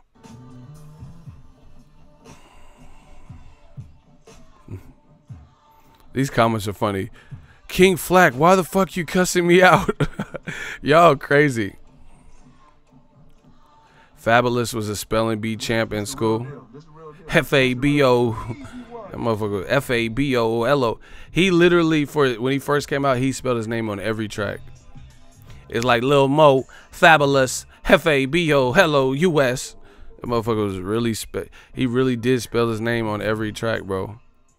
I'm like, oh, there's a track that's like 4 minutes. It got to 3:59 at the very last second. Like, F-A-B-O-L-O. Oh, shit, this motherfucker, don't forget, he really spelling this shit. You want to make sure you remember that. And that's not even how you spell the real word fabulous. Brian NY, that motherfucker got people spelling fabulous the wrong way and shit. F-A-B-O, hello, U.S. Man, my dude, Brian NY, shout out from Brooklyn. Salute Ego in the chat, hashtag new media. Appreciate y'all. Shout out to BK all day. I got a lot of people in Brooklyn. Brooklyn's cool. I'm telling y'all, I gotta go out to New York. They got some women out there, but they rugged. Like, you don't think, like, not in a, like, they look rugged. I mean, some of them, you know, but New York women, they be whored. That's how we say it on the West. They be whored. They be like, exactly. Wow, exactly. Block new day. Yeah, it's gonna be a new day for you. They say every time the super chats come in, they hate. You tell me what that's about.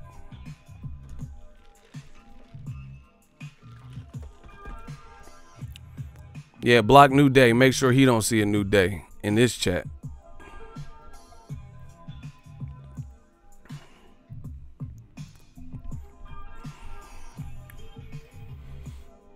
Yeah, Biggie was raw. Everybody hit the D-E-C-K. My slow flow's remarkable. Peace to Mateo. Now we smoke weed like Tony Mateo.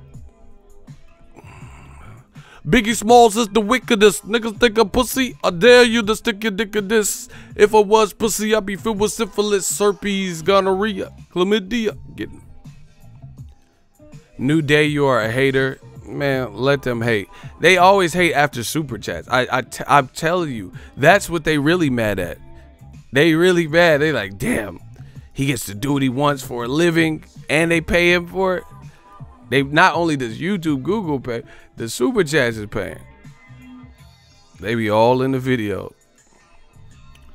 That shit don't affect us. We ain't got nothing to prove. You already know what it is. Jada Kiss, he from Yonkers though, but Kiss is nice. Oh, I could curse. The motherfucker. He messed up his bar on the freestyle. And they're like, oh yeah, you could curse. You know, it's unedited, you could curse. And Jada was like, I could curse. It didn't even curse, but was spazzing.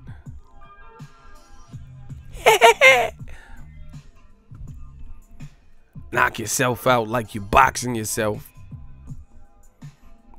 It tripped me out when I go to NYC how quickly you get used to all the folk begging, crying, and laying half dead on the ground. Damn, what part was you in? Hey, Kari, you tripping. I didn't see some of that. 24 hours, you'll be stepping over them like it's nothing. Damn. Hey, bro, this man was in the Nino Brown Carter. I didn't see all that, bro. it trips me out how y'all throw trash on the fucking sidewalk like it's nothing. Like they'll just, yo, this some good ass fucking pizza, and they just throw it on, and there's bags of hefties like just on the sidewalk. That like that's crazy. I like you guys wonder why you have rats. I'm quite sure that might be the reason. There is fucking trash on the sidewalk like that. Like, I live in Cali. We got trash can. Y'all, you're like, the earth is my trash can. Y'all just throw. There could be dead bodies, all types of. Y'all want to see a dead body? Like, this shit crazy. It's like stacked black bag. You know how, like, you go to other places like China, like the Great Wall of China. They got the Great Wall of hefty black bags and shit. Like, it's just stacked black bags of garbo. Basura.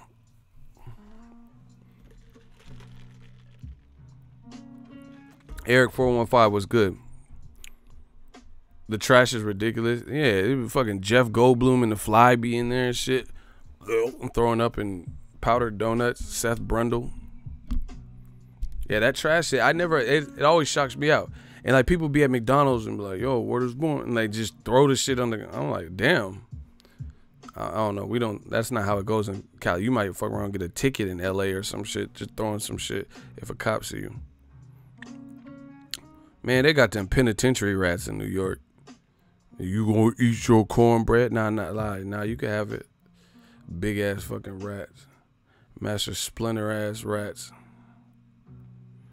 Garbo is garbage. Slang. Lil Pump is greater than Tupac. Yeah, that's what's up. See, like when y'all troll, you just sound crazy. Like nobody takes y'all serious anymore. We got the green can in the Bay. Yeah. No, the Bay Area, we do got crackheads and shit. The Bay Area crackheads be serious. They really be like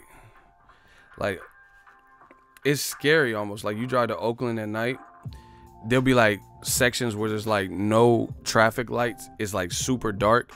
And then it'll be like a scene from Batman. You'll just see someone wearing all black walking across hellish slow. Like Batman. Remember when Batman was in the middle of the street and then the Batmobile was coming and then it just stopped right before it hit him? That's how it'd be in Oakland. Like these motherfuckers just walking like Bigfoot across hella slow.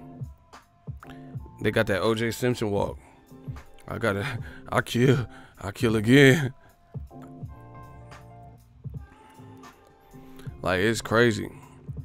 And like some of the fiends, they'll force you to pay them for work.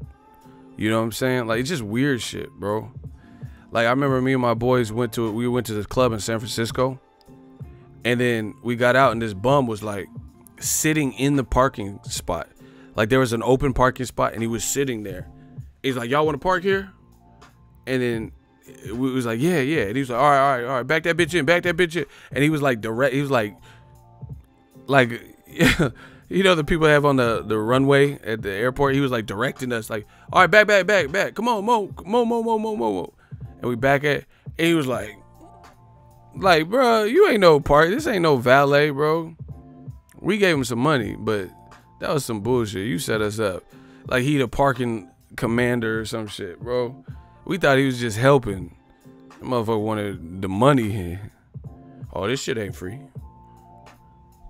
This shit like Dazn. We gonna double the price. Like, bro, get the fuck. You just gonna lay in the parking spot so no one can have it. And then help us. And then charge us. Bro, that's some Dazn shit, bro. You gonna just. That'll be $20 a month. Man, get the fuck about it. The bum was real. Yeah, back up.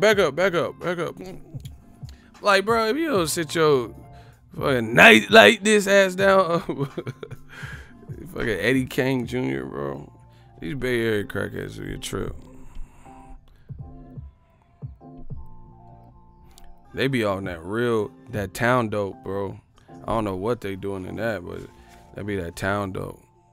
Like, remember when Cat Williams was wilding out? I think he came out to the Bay because he was on that town dope, bro. Because he was wilding in Oakland or some shit. Hey, how you doing? Doesn't matter. That motherfucker was tripping. Cat Williams. I am a boy, Damon. Yeah, you off that bass rocking from the Bay, bro. I ain't gonna say too much. Cat Williams, he came out to the Bay and got turned down. I'm trying to tell y'all. Damon, I am a boy. Hey, how you doing? Bay Area is trash. That's what's up. I can't take it serious from someone named Naomi.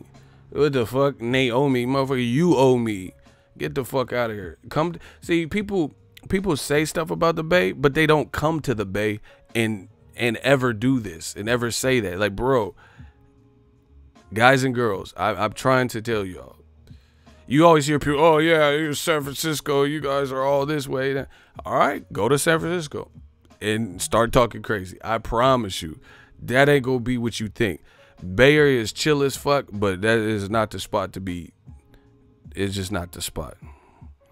So all that shit people be saying about the Bay, oh yeah, it's a bunch of Castro district. All right, and even the Castro district, the Caitlins will beat the brakes off you. I promise you, they will hit you with a wilder concussive punch, and fold you. I'm telling y'all, if you don't believe me, come to the Bay and just start acting reckless. Go to Oakland, go to Richmond, go to Hunters Point, go to San Francisco, go to, y'all, it's not what you think. But if you don't believe me, come out here and say the stuff you're saying in some of these neighborhoods. Like, I'm not even trying to be funny, but like, we've lost, or like, Bay Area rappers get shot in the Bay. You know what I'm saying? Like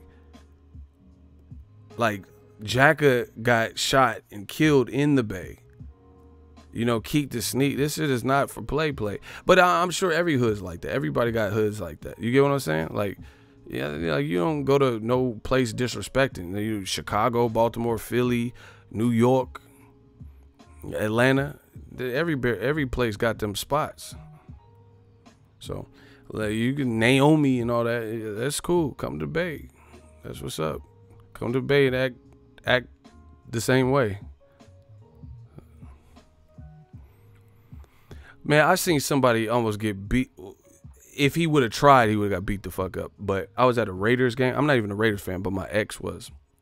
Her family liked the Raiders or whatever. So I, for a present, I took her to a Raiders game. Bro, there's this dude. He was literally like Terry Crews or some shit, and he was in the black hole, and the dude had like a Seahawk. I don't know who team it was, but it was the team it was the Chargers. I think it was the Chargers, because that's one of the Raiders rivals. It was like he had a Chargers gear, and he had like nachos. Like, I don't know, he's bringing it back to his girl or something, and then the Terry Crews dude, for no reason, shoulder checked him because he was walking through the black hole with Chargers. He shoulder checked him. The dude got nachos all over him, and this is how you know it's bad. He walked through tried to walk through the black hole. Dude shoulder checked him, spilled nachos on him. He apologized to the other guy. That's how you know he was scared. That motherfucker was like, sorry. The dude shoulder checked you, made you spill nacho cheese on your shit, and you apologized to him. Hey, bro, I'm telling you, I'm a Niners fan, but them Raiders fans, they insane, bro. I'm telling you, it's not what you think out here. Them Raider fans really bout it. Look, even when we have the Battle of the Bay, Niners and shit, motherfuckers be getting beat the fuck up at the tailgates and shit. Like I said, come out to the Bay. That's all I gotta say. Come out to the Bay. It's a great place. Make the fight $5. Support Ego. I appreciate you.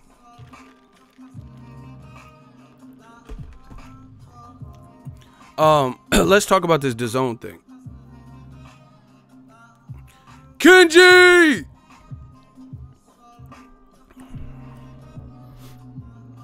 Damn, Bakari, they think you spitting bars and shit. They're like, whose lyrics is that? He's like, I didn't even know that rhymed. This man putting bars in the comment section. Bakari got battle rap. I'ma hit Tyson Fury with that Schwartz. It's gonna be a war. When I dump, it's gonna... This man, Bakari. He didn't even know he was spitting bars in the comments. Like, that's funny. That's hella funny. But anyway, Dazn double up the price. Let's talk about it. I talked about it yesterday, but you know, we got some more for that. Philly fans be acting the fool. I can imagine Philly fool. You know, I knew a dude from Philly that moved out here, and he was an Eagles fan, and he was always talking shit. Always talking shit about my Niners, you know, and talk about Nick Foles is the great. Yeah, I can imagine, bro.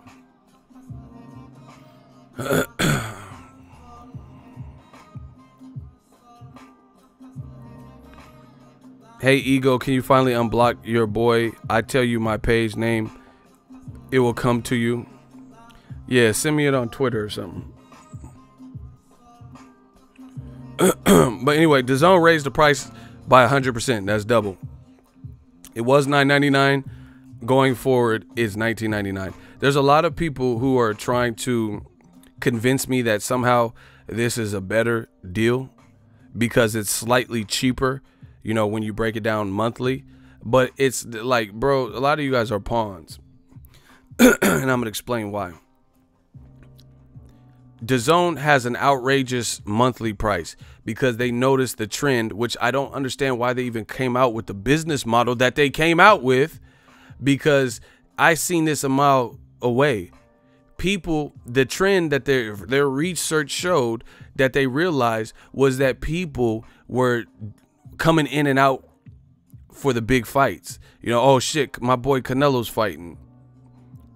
Then they would get it for that month or do a free trial, and then they would leave.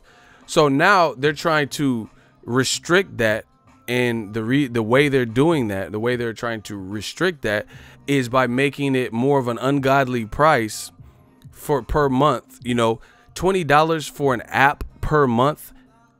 That's more money than any other major running app that I know of that's in a similar niche. Okay, put it this way. And if you listen, I'm not here for games. New media show receipts. If you don't know what you are talking about, please don't have these wild guesses. I implore you, because my shooters will find you. These exercises, these questions I'm posing for the people to realistically answer with knowledge that they know to be the case, and they know it's factual. Every time I ask a question and I know what I'm doing, you always hear these wild guesses. We're not here for wild guesses. So you will be put in the hot seat, and we are going to verify your work just like school to see and check for continuity and consistency and accuracy. We're going to fact check you, in other words, right? So my question is this. I'm not here for skewed results based on wild guesses that probably aren't true. So if you want to answer the question, I have the opportunity to challenge you and fact check you. And if you're wrong, you're in the hot seat and you will be removed. So with that being said, let me ask the question. Name any other similar industry app that is $20 a month or more. Something similar to Dazn that you have to pay $20 a month for. So Netflix, Hulu, whatever. I'll let you guys debate that. If you take wild guesses and you don't know what you're talking about, I'm going to check on my phone for accuracy, and you will be removed, because you guys always come in, you know, these man fans come in and start taking these wild guesses to try to skew the results. We're not with that. He said ego giving grades. No, I just know the games that man fans play. They'll try to make it, they'll try to like water down what I'm saying by trying to challenge it, and then we come to find out they lied or made it up. So once again, the question is on the table. Hot seat is open for anybody. Name a similar industry app, you know, like, you know, how Blockbuster, Hollywood Video, Netflix, stuff you would categorize in the same class that is $20 a month. You know, so like a multimedia, entertainment, video cataloging, sports entertainment app, that type of thing, that is $20 a month. Sling TV is $20, $25. I don't really consider that the same, because to me, I believe it's like you get more than just like sports, to my knowledge, because I used to work at Best Buy. So Sling TV has access to, like, it's like almost like cable. We're not talking about cable, because cable, you're getting the ability to watch like shows like Power. I don't know if that particular show is on there, but I'm just saying that's Sling TV. No, YouTube TV. See, that's not. These aren't comparable. DAZN don't got TV show. So if I want to watch Power, you know, if I want to watch Peaky Blinders, I could go to DAZN and watch it. YouTube TV has things like that. You can watch news channels and stuff like that. That's not the similar industry to me. I'm talking about like electronics store, Best Buy, Fry's, the Apple store, this store, this store.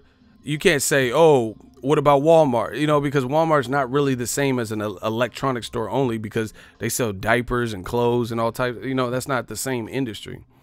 I'm talking about basically a similar app like ESPN Plus, Fox's app, any other sports package app that you know of. That's what I'm talking about.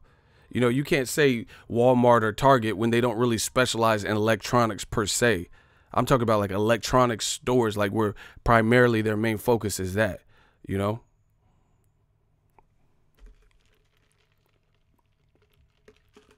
If we talking about coffee, hey, name a similar coffee. Okay, Pete's Coffees, Morsels, Starbucks, you know, coffee joints.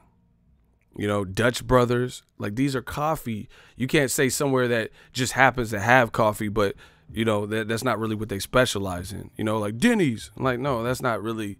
They might have an iced coffee or a coffee you can buy, but it's not really a coffee chain. Daniel Hayes says, I get Showtime and ESPN Plus for $15 a month. Who needs DAZN? I refuse to pay $20 a month. CBS Sports is $15, I think. What's CBS Sports? But I don't know. Anthony Pascal, you missing me with these responses. I don't even know what CBS Sports is. Like, I get CBS on like the football games and shit for free on my cable package. So I don't even know what that is. I don't have no CBS Sports app.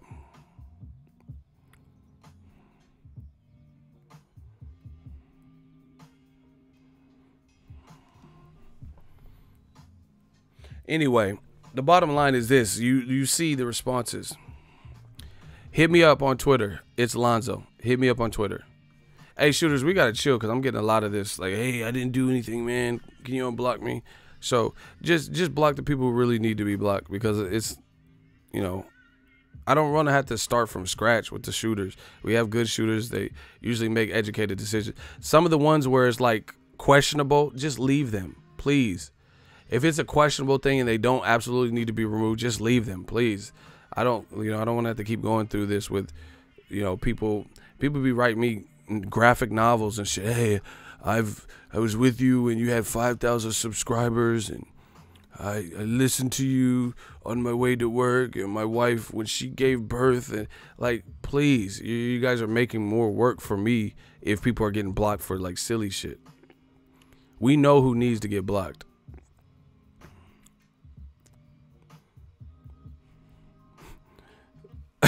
Eduardo, you tried it. He said the NFL Network is $280. First of all, I don't even know that to be the case. Second of all, the NFL Network, you talking about, that's because you're getting every fucking NFL game that ever was created and fucking Steve Young biographies and shit. What the fuck does the NFL Network have to do with DAZN, bro? These guys are so desperate, bro. NFL Network, does DAZN even have regular NFL football? Like, what are we talking about? How is the NFL net? Oh my god. He's like Marvel Comic Universe, MCU. Like, how the fuck is Marvel Comic Universe comparable to DAZN? Y'all just be reaching. Man, I wish I could Thanos snap and just remove all this stupid shit off my channel. You talking about the Marvel Comic Universe, MCU, a Disneyland Hopper Pass. Like, what the fuck is Disneyland Hopper? If you want to go to Disneyland and California Adventure, that's like $260. Now we comparing amusement parks to this DAZN shit. Really? Six Flags, you bitch. Okay, Six Flags is equivalent to DAZN. Y'all purposely misunderstand the question. Stop it. The vice executive all in the video, executive producer of Dazn, he did the interview. It was quoted in LA Times. He said he knows he's going to get kickback from it. So they know what they know that this wasn't going to be a popular decision. I refuse to compare Dazn to the NFL Network. Stop it. Or NFL Ticket, whatever the fuck y'all talking about. You're like a haunted house.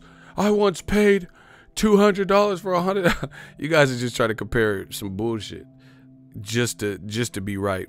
You know, that's funny. I know what I say. I'm methodical and I'm calculated, so I know what I'm saying, and I know it's not going. What you guys are attempting to do is not helping your argument. Anyway, the bottom line is they doubled their price point, their initial price point. And then people are still trying to be like, oh, it's still a good deal. No. But when you guys came out, when Dazn came out, they said $9.99. That was the talking point.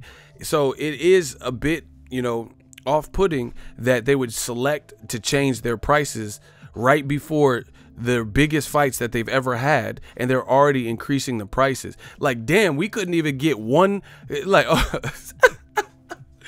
I just thought of this. Listen. Oh, my God. I promise you, I'm on fire right now. If y'all want me to break this down the new media way, can I get a hell yeah in the comment section? Just listen to this.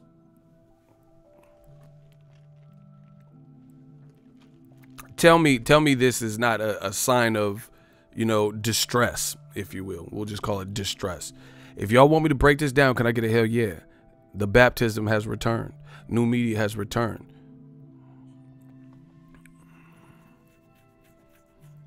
Y'all like my haircut? I just got cut.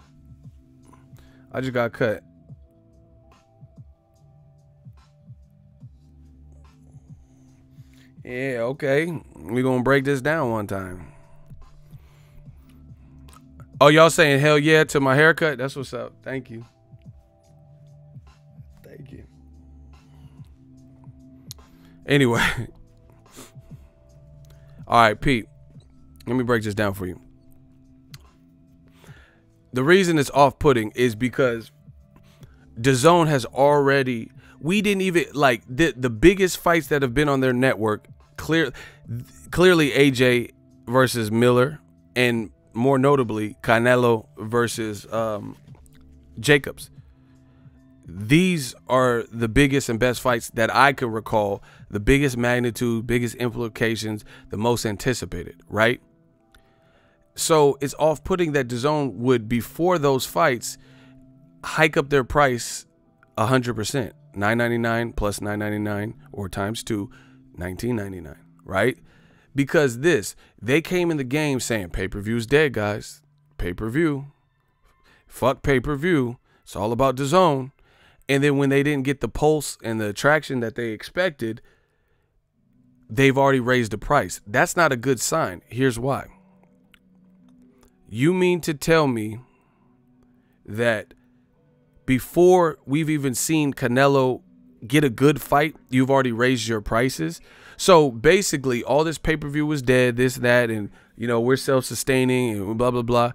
And the only thing you've given us is, like, your biggest star is Canelo Fielding. So Canelo Fielding was free, you know, on a 30-day trial or $9.99.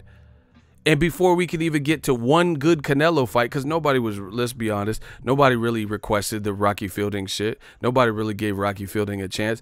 Before we could get to one good Canelo fight, you've upped the price. So now this is getting closer to pay-per-view, you know, especially if you did the month-to-month without doing the annual thing. That's not a good sign, because you haven't even, and this is what I told you guys from the beginning, you haven't even given us one good Canelo fight before you did this. Like, people for the $9.99, unless you were already committed to them, you know, we can't even see Canelo Jacobs for $9.99 for new subscribers. And you're already raising the prices. So the more they raise the prices, the more comparable to pay-per-view it becomes. This is basic mathematics. So, damn, you didn't even let us get to see, you know, the whole world, not just existing people who already had subscribed and bought into the Dazn. You know, the whole world can't even enjoy the $9.99 price point for your best fights. unless you are already an existing member and you're already hiking up the price. Not a little subtle, like if they went up to $12.99, $13.99, maybe $14.99, $15.99, now you're starting to push it. You doubled the price. So that means, to me, they don't have the quantity of subscribers that it's going to take to justify these purses to make these events work. So now, by doubling the price, you double your profit with each singular subscription. You know, like, damn, we're not getting the quantity of subscribers we want. So now we're going to make each person, it's like you're almost penalizing the people. You know, now we're going to make each individual pay more to justify it. So like we're just doing round numbers. Let's say they were striving for 100,000 subscribers, right? At $9.99. We'll just say the number 100 because it's easier. Say they wanted 100 subscribers at $9.99, and then that 100 times $9.99 would have gave them what they wanted. They didn't get that. So now 50 subscribers at 2 times the price point would be equivalent to having 100 subscribers. You see, the fan has to actually foot the bill for all these fighters that you're signing. Instead of you, the billionaires that are signed to the company, outputting more money to make it work, the fans are getting hit. You know, so, oh shit, we couldn't get to 100 subscribers. This is not, I'm not saying literally, but I'm just using round numbers because it's much easier for people to comprehend the analogy. So we wanted 100 subscribers at $9.99. That was our threshold. We didn't get that. So now we're going to make the 50 people that subscribe or will subscribe, you know, pay $9.99 or pay up front for a whole year without knowing the rest of the content. And that breaks down to $8.33. You know, that's not a, to me, it's not a, I take offense to that, to be honest. I don't like when people try to gouge the customer. Like, real talk, you're not going to strong arm me into purchasing something. If it's not working out for you, then, you know, come anew, you know, switch up the fight. Make Triple G fight Andre. I will support those fights all day. That's it. You know, why is Amir Khan fighting Terrence Crawford? Eddie Hearn has Amir Khan. Eddie Hearn has Kell Brook.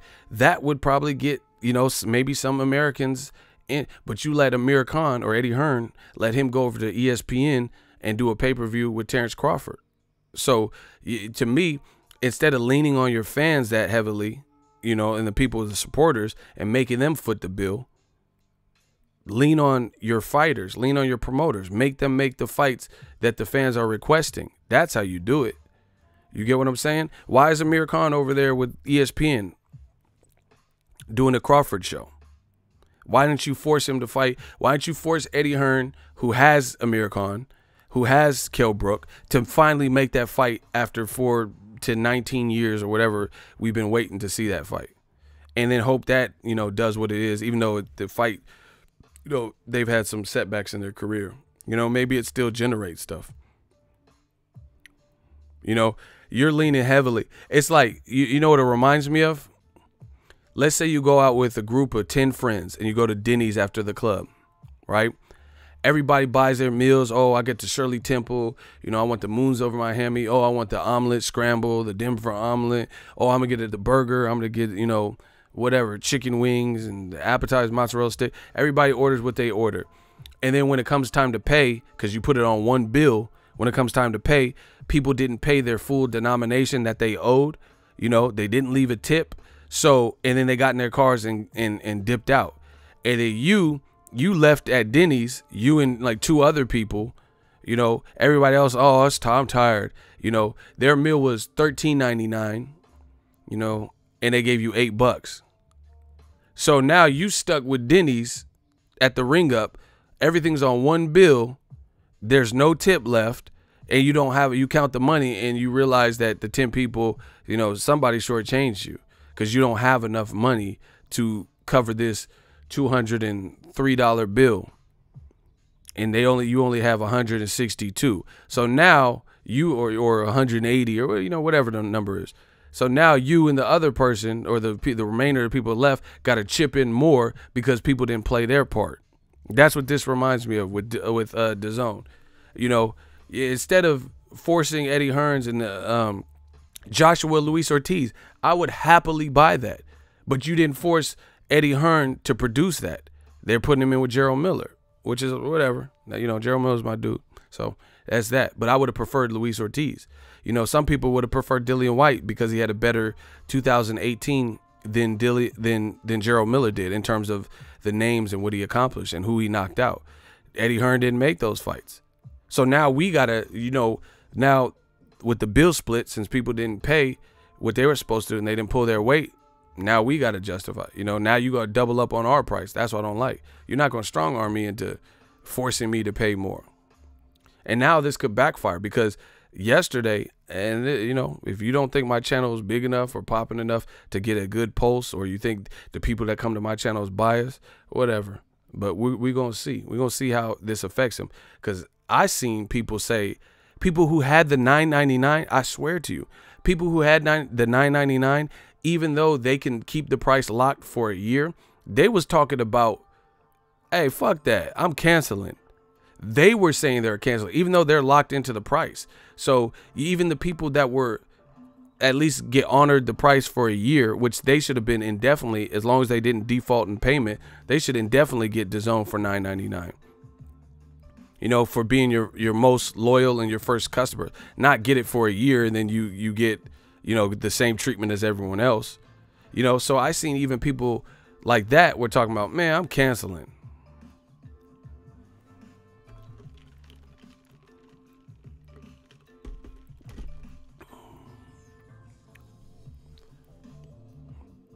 Thompson protections. I'm putting you in the hot seat. I'm not fucking with y'all. You the ops. He says give DAZN a year. I'm not. DAZN can have it 2 years. I don't care. They can have whatever they want. I'm not giving them anything. I'm just telling you what I feel. That's how I know you the ops. That's how I know you a rat. That's how I know you a mole. You talking about give DAZN a year? They could have 10 years. I'm just telling you what I feel right now about the current decision. Second, you said then we could really judge if it's worth it. Whatever. Canelo versus Jacobs alone is worth the extra hike. I disagree. Why is it worth the extra hike?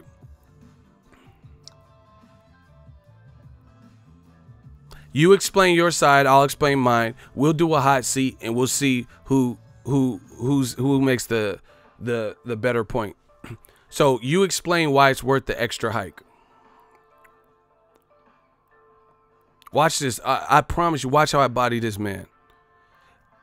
Every time they think with this, we think with this. They will never win. They will never win. So you let me know why that fight alone is worth the extra hike. And I'll tell you why I don't agree with that move. That's fair. It's fair, everybody. Everybody, if that's a fair debate, then everybody just type fair and we're going to get this cracking in the hot seat.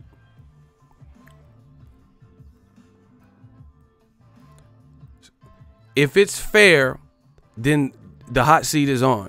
If you guys think that's a fair, he's going to tell you why DAZN hiking up the price double is worth it just from Canelo Jacobs alone, right? And I'm going to tell you why I disagree with that. If that is fair, type fair. Damn, y'all already counting them out. Oh my gosh.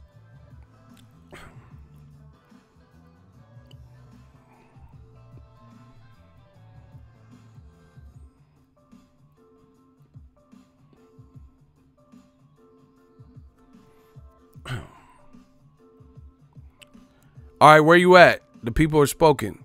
They want this hot seat. What's his name? Okay, Thompson protections. Yeah, you gonna need protection because I'm coming for you in that hot seat. Tell me why it's worth it. Tell me why it's worth it to hike up the price before the fight.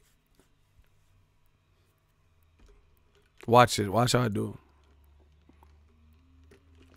We ain't waiting all day. You got about 10 seconds to say something.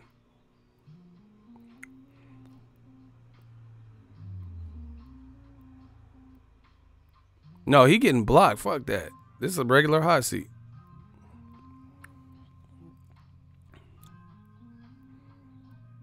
Victor said he gone. He ain't gonna be in Rush Hour 3. He left the stove on. Yeah, so your opponent has left the game. Like always. Thompson, let me know.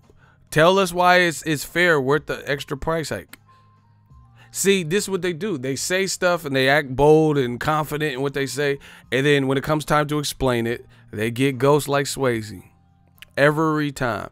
Every time. Every time. Where are you at, Townsend? Townsend, you going down, son? Oh, my God. Bars. Where did he go? You guys tell me. Tell me why it's worth the extra hike. That's all you have to do.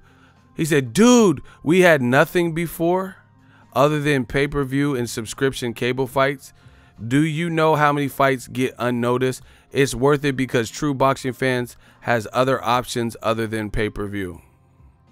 No. That's not acceptable. Tell me how you said the particular fight Canelo. That's a generic ass statement. Tell me why Canelo Jacobs is worth double the ongoing price point hike up increase ongoing. It's not like they just hiking up the price for the month of May for that particular fight and then they going back to $9.99. This is an ongoing price hike. So what are we talking about? So you said Canelo Jacobs one fight is worth an ongoing double up and price point hike. One fight is worth an indefinite price increase. You know you done fucked up, right? They know they done fucked up.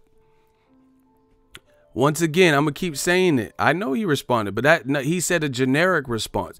You said Canelo Jacobs, one fight that happens on one night is worth an indefinite price hike. So an ongoing price hike beyond the month of May. You got to do something, baby. He said some generic shit. You told me one fight is worth something that's more or less permanent unless they decide against it and revert back, which would be all over the place. So how is one fight worth an indefinite, ongoing, until otherwise suggested price increase? You got 10 seconds. Yeah, I know what you're doing. You hiding under the bed. 8 seconds. I'm not playing with these dudes because I know they look at everyone else is typing paragraphs and long comments. I know you could type. You could do speech to text or something. You can do something. 6 seconds. Please respond. I'm here, bro. Why pay the $100 for a fight on pay-per-view when you can get a big fight like Canelo Jacobs plus smaller fights that would have been missed? You're asking me questions, bro. You're supposed to be selling us on how an indefinite price hike is the way to go and how it's worth it. You're not answering the question. Do you not see that? You're comparing pay-per-view. We're not talking about pay-per-view. We're talking about why. This is strike two. You have one more opportunity. The question is, you bring it up. This is what they do. When they scramble, they start bringing up other shit. You know, when the comedian was talking about Kobe when he caught that case with the chick in Colorado, and he was like, "But Shaq do this." We're not talking about Shaquille O'Neal. We're talking about why it's worth it for Dazn to have an ongoing price hike. Pay-per-view, PBC, Top Rank, they don't have anything to do with Dazn's decision to double the price. So you tell me why. See, this is what they're trying to bring other factors in. We want to know why it's worth it. Dazn doubled up the price, the value from Dazn. It don't have nothing to do with Bob Arum. It don't have nothing to do with Al Heyman. This wasn't their decision. This is not their situation. You know, if we're talking about Gennady Golovkin, and you're like, oh, but Pernell Whitaker, he went bankrupt. We're not talking about Pernell Whitaker.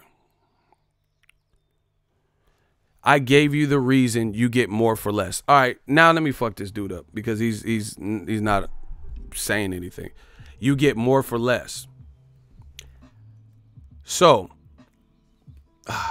y'all ready? Y'all ready for me to rebut these weak ass points that he tried to make? Say when, and I'm on him. Say when in the comment section.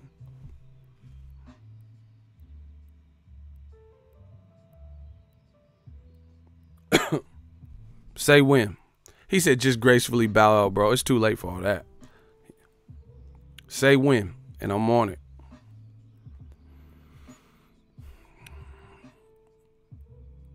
And we'll see whose argument is more in depth and intuitive and makes more sense. No, Icy the one, wait, because I got to respond. That's the name of the game. He said you get more for less, but never explained any of it. He said, no, you get less for more. All right, the Bachelor said when. All right, this is why I disagree. One, Canelo versus Jacobs was announced before this price hike. So everybody in the world thought we could wait until May and if we wanted to elect to get this fight for $9.99. This is what they were selling it as. So if that was the case, when Jacobs versus Canelo was first announced, they probably thought, oh, we just announced this fight and everyone's going to sign up now and watch this Ted Cheeseman and all this other stuff. When that didn't happen, they made this decision. So my thing is this. If they wanted to justify that, then why didn't they at least do it? Why didn't you come out with the price hike when the big fight Canelo Jacobs was announced? You know, just one fell swoop. Why did you wait? Why did we think I thought I could wait until, May and support the fight that I wanted to support. They came in the game saying $9.99 a month is so much better than pay-per-view.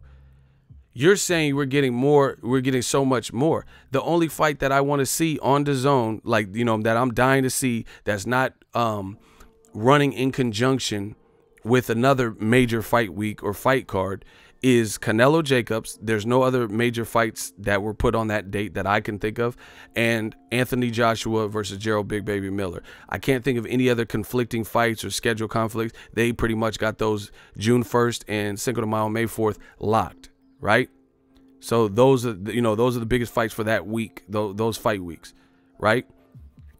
So why didn't they, if that was the case, you said it's worth it, then why didn't they do the price hike right then and there? Why didn't they just say, hey, we got two big fights that we have a price hike? Second of all, why did you come in the game saying $9.99 and it's so much better than pay-per-view and then double up your price, which is going to tally up quicker? Now, what would be the cost for 1 month is now the cost for 2 months. And we don't know when these price hikes, if another one will come up, right? Two, you got to look at it like this. The major fights that I want to see, I just told you, Canelo Jacobs and Gerald Miller. One fight's on May 4th and one fight's on June 1st. So for the price of 1 month DAZN, because I'm going to get DAZN on May 3rd or so, and then my $30 would last me until, or my $20, excuse me, would last until June 3rd.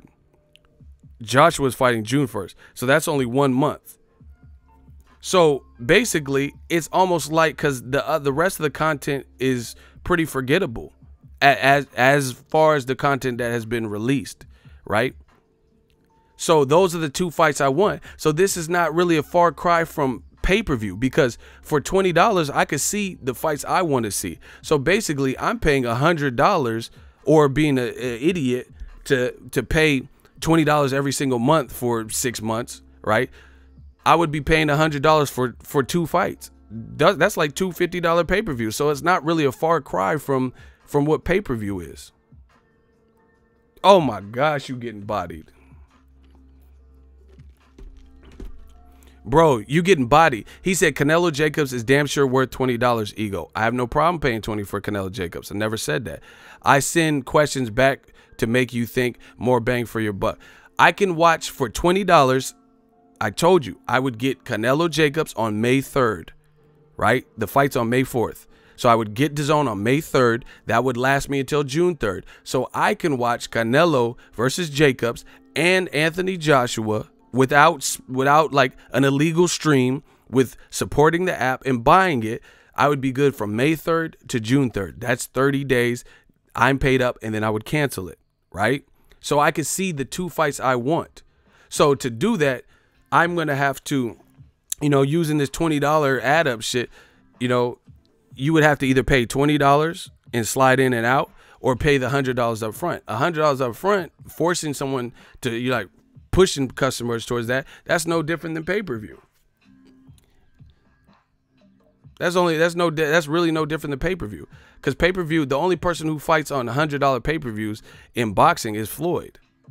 If there's nobody outside of Floyd whose pay-per-views are $100, especially ongoing. So Dazn came in trying to separate themselves from pay-per-view, talking about some pay-per-view is dead. Now you sign all these people, you got billionaires at the helm of this company, and the fans are the ones that have to pay. You're a billionaire. You should be able to pay Triple G, whatever the fuck, and he should be in the compelling fights where you get your money back. Why I got to pay for that? How is that my fault? I didn't sign Triple G. I didn't sign Canelo. You know, how is this my responsibility? See, this is what they didn't think through. They thought just a cheaper price point, everyone's going to just rush and buy and stay loyal and committed. But like I told you from the beginning, you got to earn your stripes like anything else. You know, so basically I would have to pay $100 for, you know, otherwise get ripped off with $20 a month, you know, for 2 fights that I want to see. And really, the fights are back to back in the same 30 days. So I can see it for $20. So this hurts them. Let's vote. I got more, but this dude is easy work. Dazn was never meant to be a 1X fee. It's worth it when you subscribe for a year. I don't want to subscribe for a year. Okay, listen. I'm a body this man. You should have waved the white flag. Why should I subscribe when I don't know what's happening on Dazn for the rest of the year? In fact, last year, they just came out in regards to boxing. I have not seen 12 solid months of Dazn programming. I don't know what's going to happen to Canelo Jacobs. I don't know who Triple G's fighting. Why would I pay up front for a year and I don't even know the content? How is that fair to me as a consumer? You're up. These dudes is, yeah, of course a year is better than paying $20 times 12. No shit. Because 20 times 12 is $238.88, $240. So yeah, I get that. It's a little bit cheaper, but that's forcing me to make a commitment that I'm not ready to make. Because I don't know what if the value was there and it was the fights that I want. Like I want to see Dillian White versus Luis Ortiz. I want to see that last year. Eddie Hearn didn't produce that for me. He came up with Derek Chisora, and then it wasn't even on DAZN. It was on Showtime. So once again, why would I be forced into the better package point, the better pricing point, and I don't even know what they're going to be having beyond June? Tell me what the August to December calendar is looking like. Of why I should right now spend $100 of my money. You should have just gave up, bro. You're not better than me. Not at arguing. So it's not even about you should keep saying, oh, $100 is a good deal. So basically I'm paying, the only thing I know I want to see, I could get for $20. Canelo Jacobs and Anthony Joshua, Gerald Miller. I'm a consumer, so I should be able to peek my head in and get the service when I want. You know, I have Adobe products like Photoshop. They don't force you, like, you know, you can come in and out as you want because they have the subscriber base and they don't care, you know. Obviously, you get a small price break if you buy annually. But I could come and go as I want with Photoshop. I don't have to. They're not forcing me, like giving me a ridiculous monthly price unless I buy annually.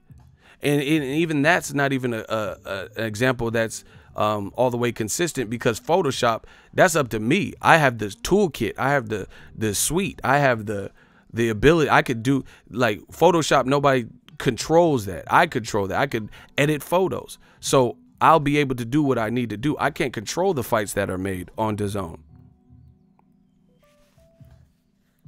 I can't control the fights that are made on DAZN. So since I have no control of, how do I know I want to commit and make that commitment to a yearly thing when they ain't even been out a year? You getting body, bro. So tell me why I should commit for a year. You can't do it because you don't even know what the content's going to be. I don't know who Golovkin's fighting. You know, I don't really care about Andrei Selesky. I love Android, but that's not, I want to see Android Triple G. So why I got to lock in for a year and I don't even know what the content's going to be? By the way, I really dig your cast. Don't block me because I don't agree with you on this matter. You know to do that. Block him. That's begging for mercy. You should have gave up. That's the only way you guys is not getting blocked. When you give up, when you bow down to something that's greater than you. and that's Ego's army. You know you don't have a point, and now you're trying to backtrack. Block him. You think I'm not showing you no mercy? You could have easily waved the white flag. Oh, okay, I see what you see. This is what they try to do. They try to beg for, oh, don't block me because my opinion is different. It's not that your opinion is different. You can't even explain why you're saying what you're saying. I can't. Block him. That's an L. I know it was an L, but then you saying that's an L for sure. Block Thompson. I'm not playing with you dudes. You're going to have to come up with a million different accounts. You guys is getting blocked. All you have to do is wave the white flag. But they don't want to do that. You let pride get in the way, you getting the same treatment. I'm not showing no mercy. You know what you saying don't make sense. Again, I don't care. I don't give a fuck about $100. It's not about that. I'm a person of virtue. I'm a person of principle. I'm a person who was raised off of respect. This is disrespectful. I don't care about. Real brother just gave for a $500 super chat. I could buy 5 years worth of Dazn off of that alone. It's not about it. And see, that's what I'm saying. People are like, oh, Walter, you made the wrong decision not taking $100 million. It's not about money with everybody. I don't give a fuck about $100, but I'm not going to allow you to tell me how to spend my $100 and force me into spending my $100 your way. That's what's not going to ever happen. There ain't nobody going to tell me what to do with my money that I earn, that I work for, you know, and like strong, you know, basically, you know, have an outrageous price point or force me to buy annually when they can't give me a number. Like, you know, it reminds me of this on my YouTube channel when I was coming up. When I first started getting real big on YouTube, you have these things, they're called MCNs. A lot of your favorite channels, you know, big channels are subscribed to, or, you know, they have multi-channel. It's where you get taken off of the YouTube paid platform. You know, they have catalogs of music, people that help you with copyrights and stuff like that, but they take a cut of your money and you get paid through them directly. And they help you build your channel and try to help you get visibility and stuff. I don't do that. I don't need nobody taking a cut of my money. I don't need help with copyright. I know the YouTube community guidelines. I know what I can and can't upload. I've been on here. I'm not in a position where I need someone to do anything for me. You know what I'm saying? So when I start getting big, I start having these multi-channel networks. I always get them, even to this day. To this day, they hit me up like, hey, you know, your channel is booming and blah, blah, blah. You should join our group. I ain't joining that shit, bro. I'm an independent hustler. You got me fucked up. Master P this shit. I don't need you. You know, I'd rather work with a producer that I don't know that has sick beats, you know, and get my music there. I don't need your royalty-free music. YouTube actually provides royalty-free music, you know, for free. I don't need no MCN to like help me out. And see, this is the other thing. Where I'm from and the character that I'm about is when I first started, I probably could have used the MCN, you know, because I didn't know what the fuck I was doing. But you don't wait till I get good and wait till I get successful on my own. Now you want to reach out and help me for a cut of my money. That's just people trying to get their hands in your pocket. Nah, that don't work like that. Maybe when I was coming up, it would have worked, you know, but I don't need no.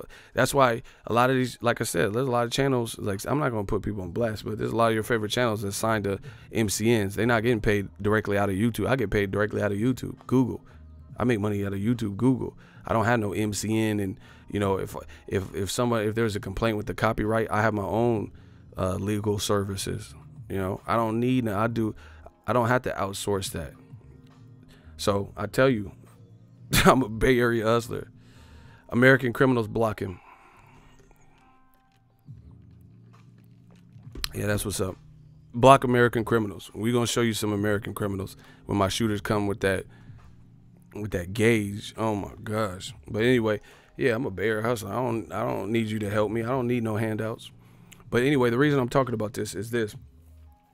People always want to, you know, they want a cut of your money. They want a piece of that. And when I was, you know, I'm a businessman, so I'm I'm always going to entertain business, see what people are talking about.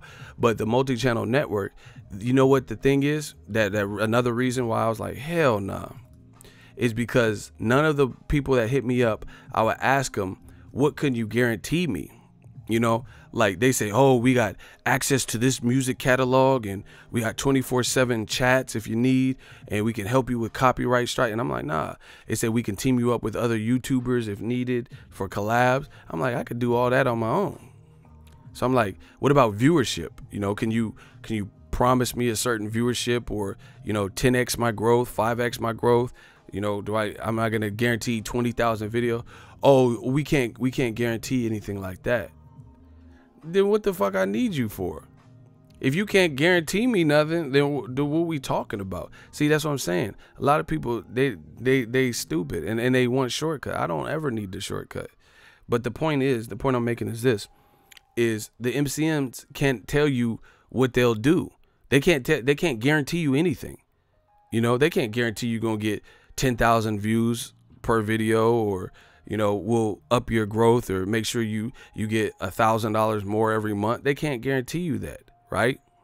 So if I don't even know what you can do for me, then why on earth would I allow you to take some of my money? Same thing with Dazn.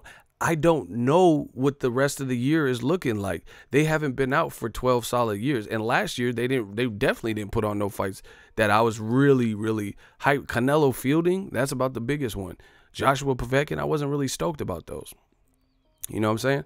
So why would I be forced into a year prepaid when I don't even know what you got going on for a year?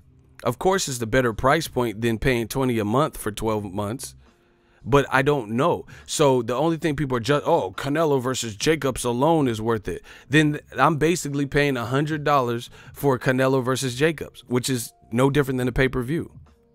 Y'all really got me fucked up. Y'all think I'm stupid.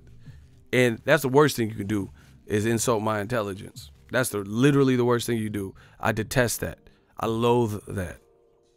You know, so I'm basically paying $100 because I missed a lot of the Dazn stuff covering the bigger fights that week. Like I missed Demetrius Andrade, you know, because I was covering Broner Pacquiao. You know, Sean Porter Ugas, I missed like Katie Taylor or whoever else was on that night. You get what I'm saying? The anticipated fight that I can't miss is Canelo Jacobs. So basically that's the one I know about. And I can subsequently, since it's so close to Joshua Miller, for $9.99 or, you know, $20 a month, now I can get both of those fights for 1 month of, you know, 1 month payment. So basically I'm getting the two fights that I can't miss for $20.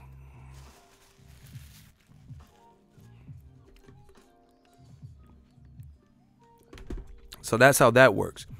And people are like, oh, they can't tell me. If you could, like the MCNs, if you could tell me what you could do for me, maybe we can have a dialogue. But if you can't tell me what you could do for me, then why would I allow you to take, you know, 10, 20, 30% of my money? And I don't even know what you can do for me. There's a acronym in the military. My dad was in the military. It's called WIFM. What's in it for me? Dazn can't tell me that right now. They can't tell me what fights are going to manifest without seeing the results. That's why it's almost a shady business model. Get charged this, you know, in and out. They don't want people running in and out. I get that, but they should have thought about that from the beginning. You know, they don't want people running in and out, so they hike the price up, which is always going to be, you know, be met with resistance. And then the better deal would be to pay $100 up front, but I'm not paying they're like 100 fights or 100 nights, but I can't watch all 100. What if I got work? What if I'm covering another fight? So I'm just getting those extra and just, you know, but that's not fair for me as a consumer, because there's going to be months where, like, okay, here's an example. We'll not use me. Let's say you're the parent of 4. Let's say you Broner or something. You got like 6 kids, 9 kids, whatever he got, right? And your family is going to Jamaica, right? Your family's going to Jamaica for the month of March, right? On the old pay scale, you would be able to turn off Dazn, you know, the $9.99. Say, hey, I'm gonna get to your super chat in a second. You guys got to hear me out on this though. Let's say you have 6 kids in the family and you're going somewhere you've never been, like Jamaica, and you looked at the Dazn schedule And in the month of April, they don't have that many fights, and that's good. So you stage your trip to Jamaica with your family, right? At the old price point, which was more reasonable, you could just cancel because it was like opt in, opt out as you want. You could come and go. You could turn it off for the month of March, right? And April. Like, let's say there was no big fights then. Save yourself $20. Go on this trip with your family. And then let's say May, Canelo's fighting. June, Joshua's fighting. Then turn it back on. Boom. Now, if you pay $100 up front, you've already given your money. So, you know, even if you won't be able to watch because you're going like you're going on a trip with your family and you guys ain't bringing phones or not going to be worried about your phones, or you're going to be with your family, then even if you can't watch it, you've already paid for it. So you just paid for some shit that you can't utilize. How is that fair for a consumer?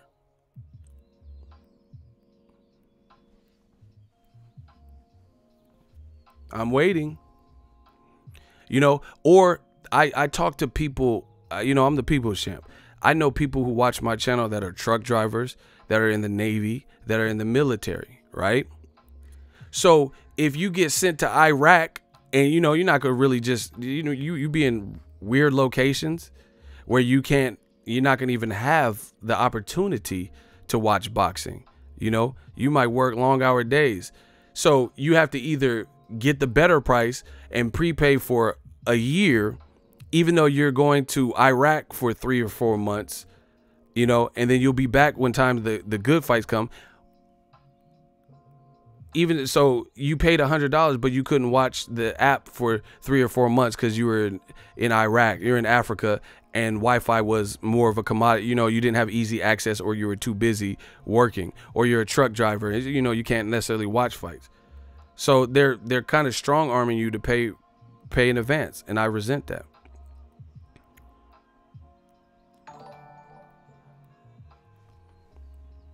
You know, so to get anything remotely like a deal now, you would have to prepay. But if, like I said, people, you got to look at people's lives. So, I know people in the military. My dad was in the military. He used to go to Thailand and all types of places 3 to 6 months. So he's going to be gone half of the year, to the point where he might not be able to catch up on all the boxing because he's working. So he has to pay and commit to $100 to make it worth it, or he's going to have to do month to month at a $20 price point. You know, and people are like, oh, it's actually cheaper. It's $8.33. I feel like Big Worm. You trying to disrespect me when Smokey was like 20, 40, 60, 100. He like 120, 100. Boy, that's $100. Stop playing with me, Smokey. You talk, oh, it's actually cheaper. Boy, it's $8.33 versus $9.99. I would rather save, or I'd rather not save $1.66 per month and have the ability to come and go as I please. You know, like I have Comcast internet, fast as fuck, right? If I know I'm gonna be busy, this has happened. It doesn't happen often, but it has happened. I'm going on a cruise, or I know I'm not gonna be home, and my internet's on a month to month. I could turn that shit off. Because I'm not going to be here. I'm going to be going to a cruise, be at a cabin. Why would I'm not at home. Why would I need to pay for my internet for that when I'm on a month to month?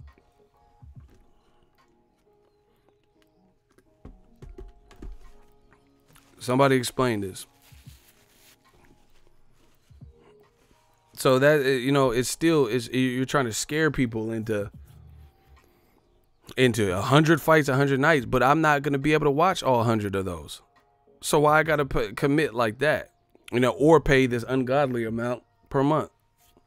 That's more than Netflix, Hulu, you know, ESPN, Showtime. I don't even think YouTube TV is that much. Unless you start adding on a bunch of stuff. That's what I'm saying. You have to understand the consumer base. Not everyone can watch. Like, I cover boxing, so I got all the time. I don't have no kids. But my situation is pretty unique. A lot of you guys have kids, married, you know, have jobs that you have to punch in and punch out, stuff like that. So I get to watch probably more boxing than the average person. But not everyone's. You see, this is what I'm saying. This is why I'm the people's champ. My situation allows a lot of freedom because this is what I do. But I still reason with the people who I know have different lifestyles. You get what I'm saying? Not everyone can watch every fight. I literally talk to people all the time, and some people say, oh, I'm a truck driver, I just watch your recap video. You on the road, you know, you driving a truck with precious cargo and yourself. Your life is precious. You don't have to chance to watch every fight if you on the fucking I-5 interstate, you know? So some people, you should have the freedom. Everybody likes variety. Everyone likes freedom. You should have the freedom to be able to poke your head in and say, hey, man, I'm off. I want to see Canelo Jacobs. You know, I'm off. I want to see this. And you can still do it. But again, it's at double the price, which is a price point that's not in line with anything else in the similar industry.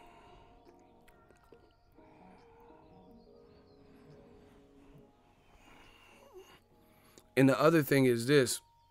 People keep comparing this to pay-per-view. You have the freedom to buy the pay-per-view. So a lot of people buy the pay-per-view on the fighters they want to support. That's personal choice. Plus, you can also get creative, right? You can get creative and have a fight party. That's what people used to do, you know. My brother used to take me, and we used to go to his friend's house, and then they would just chip in, you know, on the pay-per-view. Or one person buys the pizzas and the wings, and then the other person is paying for the pay-per-view, and the other person, you know, gives them a couple bucks, shit like that. Yeah, ain't nobody gonna chip in to help give me Dazn money like that. And everyone come watch my shit, you know, from a stream. Like, it's not really how it works. Here's the other thing. Pay-per-view. They still have pay-per-views that a lot of times you can catch at a Buffalo Wild Wings, a bar. They buy the rights or whatever for the pay-per-view, like Mayweather, McGregor, Spence, Garcia, stuff like that. Or you can watch it in a movie theater. So it's going to be interesting to see that front, because what about the movie theater option? Can you watch Canelo Jacobs in the movie theater, or are they trying to force people to get Dazn? Because if you go watch, because I don't imagine that they'll make it available in theaters like old Canelo fights, like when Canelo's on pay-per-view. Because if you go watch it in the theater, then you could save $20 and then go see it in a crowd on a big screen. So they might not even do a deal with, you know, Fangora or whatever, Fandango, whatever the fuck it is. So, see, man, we about to turn up. If they do it in the movie theater, I might rent out a movie theater. I have to see how much that shit would cost. If they do, like, and I'm not saying like I'm trying to sabotage the zone. This is for any pay-per-view. I might, man, I got some ideas. I might start. We about to really turn up 2019. I promise you. Fathom events are tight. I've never been to one. I want to try it out. You know, watch a fight in the theater. I've never done that. You know, but that's actually, I just thought of that. That's gonna be interesting if you can do Fathom events or something like a movie theater. Because if I could watch Canelo Jacobs, if I don't end up covering it, if I could watch that from a movie theater or a closed circuit, you know. That's interesting. That's real interesting. But like I said, me personally, I just don't like, I like options. And I feel like they haven't achieved the level of success. And see, this is what happens when it's at top. The people that have all the money, they don't want to give up no more money, you know? So the people who are sometimes struggling, sometimes, you know, have fans, but don't make anywhere remotely close to $1 billion or $1 million and stuff, they're the ones that actually have to take, you know, that have to take the hit, and we got to justify it. So like, we got to pay for help, you know, we have to take the hit in the increase.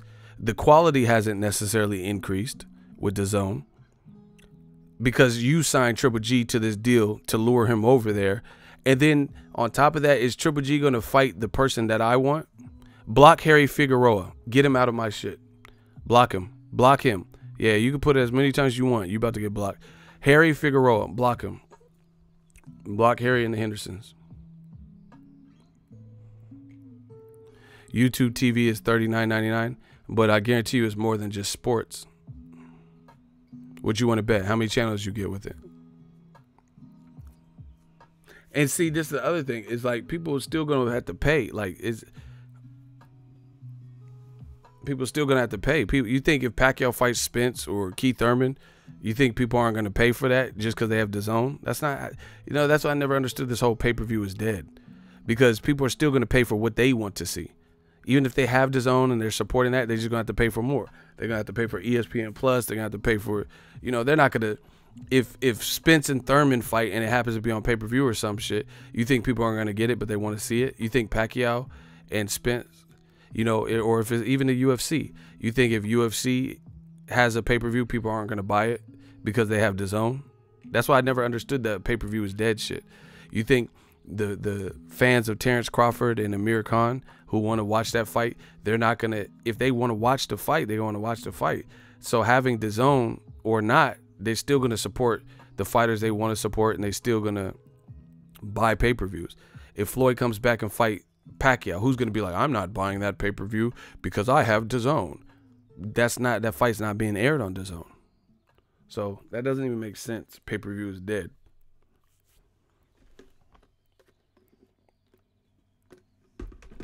If it's a wrestling, WWE, people are going to buy the pay-per-view if they want it. You can't force people. People aren't like, hey, like I said, like back in the day, they used to have the cable black boxes. I can understand if it was something like that, like you're paying a certain amount and it gets you the Playboy channel and Mike Tyson fights and shit like that. But that DAZN doesn't, it ain't Walmart, like where it just has everything you need right then and there. It has their fights, the people they're affiliated with, period.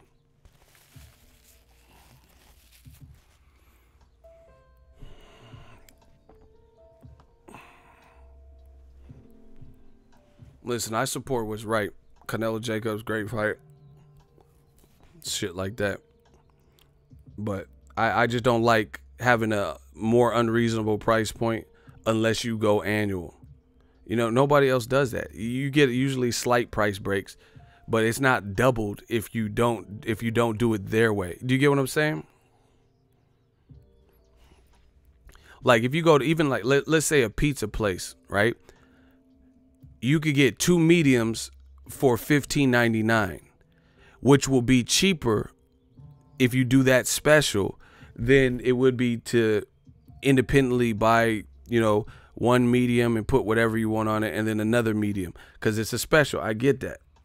But it's usually not doubled. It's not like increased 2x. You get what I'm saying?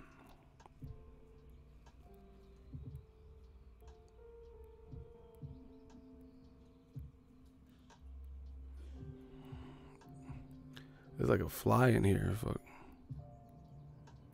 DAZN assumed they would lure all the top fighters and the pay-per-view would go and die fat. Yeah, because, you can understand the initial thought, but I really feel like considering the fact that the amount of money the people who produce DAZN have, it seems like they would have thought this out a little bit better. You get what I'm saying? Like they thought just, $9.99 and lure some fighters over, pay-per-view would die out. But that's not the case because Errol Spence, his first time on pay-per-view, Mikey Garcia, first time on pay-per-view, it did 400,000. That was their first outing. Floyd's first outing did less than that. See, some of y'all don't know that. Floyd versus Arturo Gatti did 350,000. So it did the same numbers or less. And Floyd grew into be this massive pay-per-view star.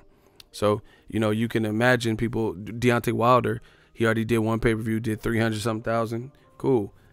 If he has the right fights on pay-per-view, it'll only get bigger. Just keep building and keep building. So usually it goes uphill from that. You ever see like an actor and you'll see him in one breakout role and then you keep seeing him and he like starts being in every, like even like Tom Hardy. He did one role and then he got another role, then he's Mad Max and he's Bane and you just keep seeing it blow up for him. He did Inception and then start doing Batman and all this other shit. Warrior. You have that breakout role, and then it just keeps ballooning for you. So these guys, Errol Spence and Wilder shit, they have the chance to continue to grow as pay-per-view stars as time goes on and people get more and more familiar with the brand. So I never understood the pay-per-view is dead mantra.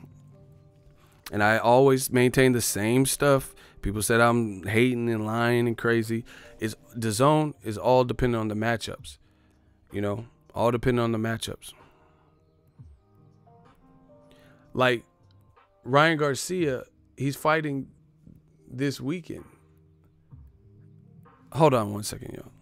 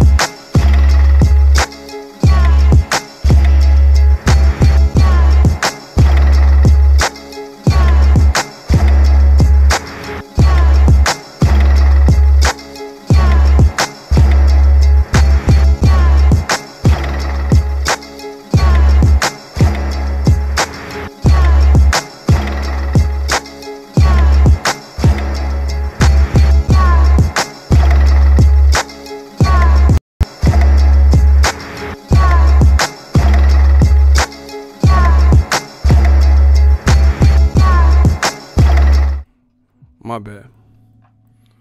This fly was killing me.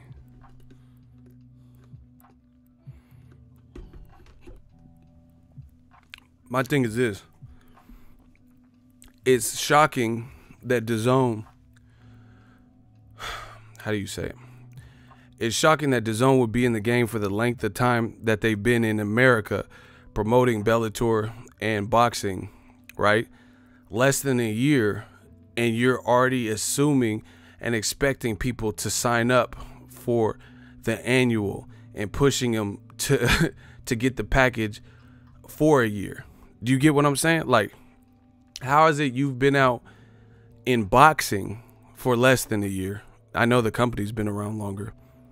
How is it you've been around less than boxing, and instead of just proving your worth, showing what you have to offer, and making people like gain the faith with your app, you've been out less than a year in boxing and Bellator, those deals, right? And you're already expecting people to commit to a year. That doesn't make sense to me. Like when I first started my YouTube, I swear to you, I mean, not that it matters, but just for the sake of this example, when I first started my channel, my YouTube channel, right? Super chats weren't invented. YouTube hadn't came out with that. But even if they had, I wouldn't really expect people to be super chatting me, because I had to gain faith within the community and build that rapport and that consistency. The reason people super chat me now is because they like the movement. They appreciate the work. They know that I do this by myself. They know I am a one-man army. El Mariachi. Desperado. Block Naomi McAllister. That is the second foolish comment you left. You said something bad about the Bay Area. Now you're saying this. And it's crazy that we have men who pose as females on the internet. I could tell by how you guys talk that you're not females, but you'll put a picture of a female or have a historically female name, and I know it's not a female. That's like this almost creepy if you think about it. Motherfucker be like Judy Smith, and you know it's not no damn Judy. You might be Rude Jude or some shit, but you ain't Judy. Like that's really creepy. They be in the thing like Ashley, Ashley Ariaga and shit. Like, you ain't no fucking Ashley, bro. You ain't Ashley Banks and shit, bro. These men posing as women, it's getting creepy. Boxing is a great place, but it's getting creepy. I know women, and I know women don't talk like you by and large. They really be posing, yeah, it's me, Ashley, you motherfucker. And they be having pictures of girls in bikinis. That's weird. All that stuff is weird. I can't get, as a real grown-ass man, I can't get on the internet and pose and be like, yeah, it's me, Maya, motherfucker. You know what I'm saying? Like, that doesn't, and I got a picture of a girl. Everyone's, like, sending dick pics and shit to me because they think I'm a chick. Bro, like, who would want that? You put a picture of a pretty female. Yeah, it's me, Samantha. Dudes is nasty. They're gonna be sending dick pics and like inappropriate messages and shit because they think you're a girl. Like, who would want that? I wouldn't want that energy. Me personally, I don't want guys that slide. That's like me starting an Instagram and then catfishing and putting a bunch of pictures of girls. Why would I want that? Because what's gonna come with that. Ask any female what their inbox is looking like. That's why men are stupid, bro. That's why you got to treat these females right. I'm going to tell you why. You got to treat them right because females always have more options than dudes. It don't matter if she hurt or not. She got more options than you. There's always somebody that, would take it there with her.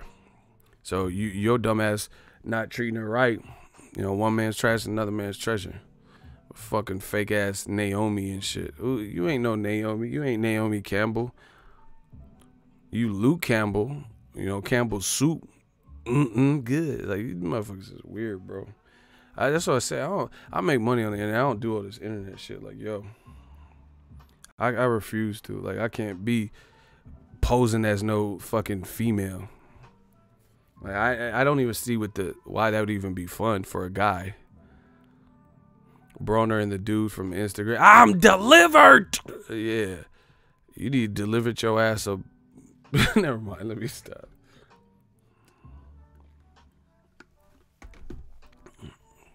What the fuck is delivered anyway? I ain't never been delivered no pizza. These motherfuckers are stupid, bro. That's why I hate everybody. I'm an equal opportunity, kind of guy. I hate everybody.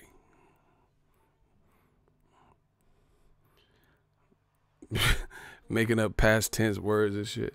The pizza was delivered. Dear Lord, delivered us from sin. What the fuck is delivered even mean, bro? Cole, you stupid? Y'all just be making up words and shit. But anyway, these dudes like, oh, pay-per-view is dead. All right, that's what's up. Like, oh, listen to this. This is why new media always win. I'm gonna tell y'all. Slip the jab. Hold me down. I said my jabs. He slipped the jab. He's funny. This is why these dudes in new media always wins. Fact. Dazn came out. Rah, rah, rah. Pay-per-view is dead. Ding dong, the witch is dead. Pay-per-view. Pay-per-view. Ding dong, the witch is dead. Pay-per-view. Right? But they're the ones that are making changes to their business model. They're the ones increasing their prices. Right? But the Big Bad Wolf pay-per-view is dead, and these pay-per-view motherfuckers is still charging you the same thing they want to charge you. Like Mike Tyson said, I'm talking to you. I wanted to talk to you.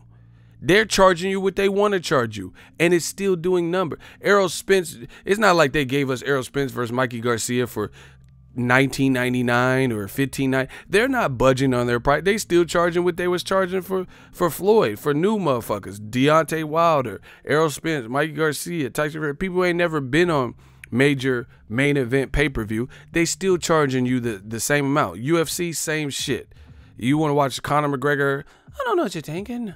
You'll do fucking no. Fuck the Mayweather. You know, they still charge you what they always charge you for Conor fights. They might even fuck around and charge more.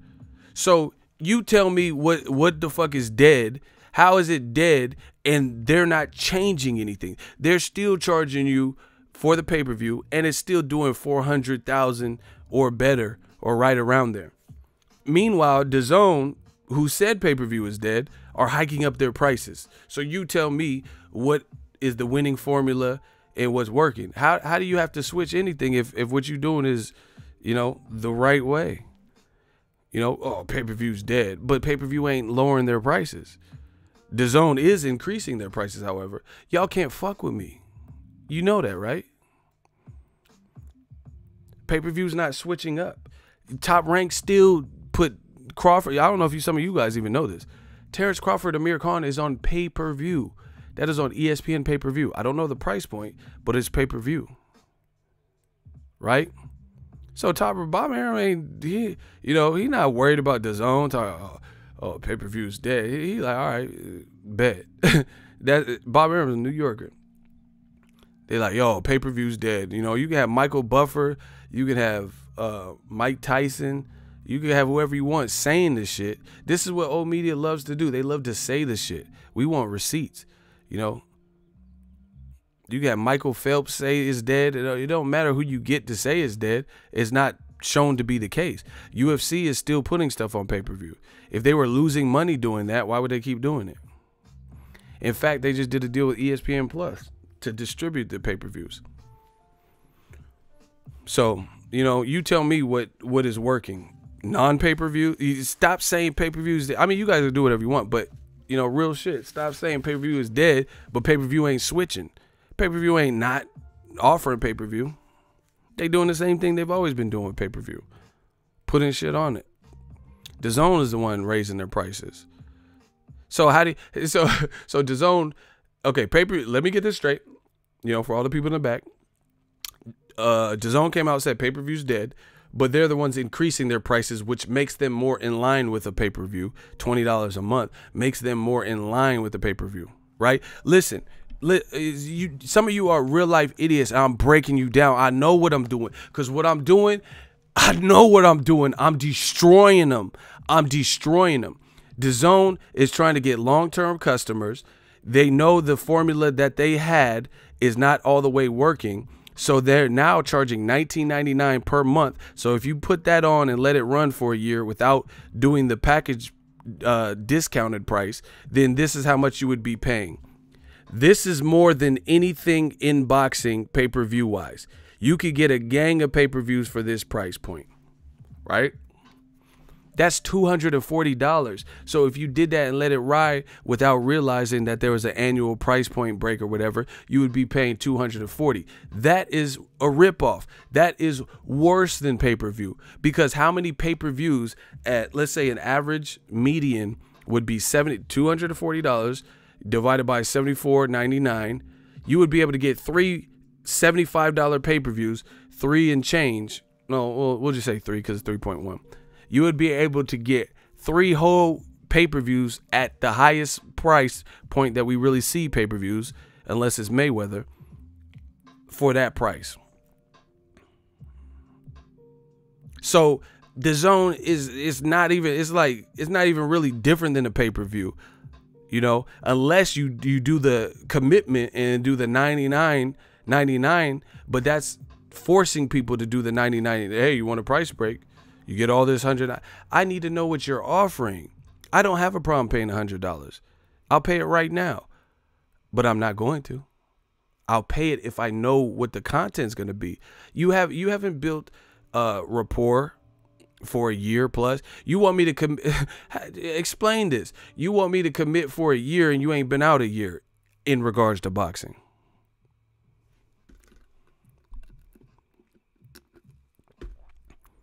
Netflix didn't take out Blockbuster overnight. What in the fuck does that have to do with this, what we're talking about? You're in the hot seat. Wake up now. Yeah, we gonna wake your ass up. You know, this is Sway in the morning. Sway and Tech, the wake up show. What the fuck does Netflix and Blockbuster have to do with anything? Amazon is killing the game in retail. You have one more opportunity to answer my question. Wake up now, Cali. You talking about Amazon? You're talking about $1 trillion companies right now. Netflix and Amazon. They don't have, what does Netflix and Amazon at this point have to do with Dazn? You have one more opportunity. Your next comment will determine your fate, and it needs to come in the next 10 seconds. 10, 9, help me count, y'all. What does Netflix and Amazon, $1 trillion companies, Jeff Bezos' company, and Netflix have to do with Dazn and what they're doing, and them not getting Deontay Wilder? Listen, who's turning down Netflix money? Will Smith, you know, was once the biggest star in Hollywood, and he just worked with Netflix. Sandra Bullock just did a thing with Netflix. Wilder just turned down Dazn. Jared Hurd and Gervonta Tank Davis, all these fighters have turned down Dazn. So what are you talking about? He said, nigga, you can't grasp the example, you an idiot. Blocked. See? You see they can't explain what they're saying. You talking about Amazon. You talking about someone that sells diapers and dog food and toothpaste, and you're comparing it to something that's primarily involved in sports. See, and that's the other thing. Dazn needs other content. They need like Dazn TV shows and Dazn other shit. That would probably help them. See, Dazn needs to pay me, you know, and we can talk some business. But sports doesn't appeal to everyone. My mama don't watch sports, you know, and I know she's just one person in this world, but I know a lot of people that don't watch sports. I get rides from Ubers all over the world and Lyfts and all this shit. They're like, oh, I don't really follow boxing, but, you know, my sons would probably like it. Not everyone watches sports. Netflix don't just have shows for black people or, you know, shows for gay and lesbian. They have shows for everybody. So we're talking about two different realms. You know, Netflix has kids shows. They have documentaries. They have, you know, horror movies. They have action movies. They have classics. They have new original series. You know, what are we talking about? These motherfuckers ain't fucking with me. You already know that. You know that for that. Y'all know that. Oh, my God. Did he come back already? What the fuck? How did they keep coming back so fast?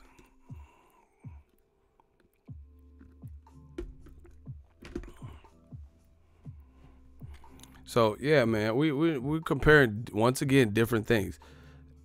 You know, Netflix didn't take out Blockbuster overnight. See, here's a fact. See, I know about history and I know about, you know, the fact Netflix was trying to work with Blockbuster, but Blockbuster's dumbass was like, nah.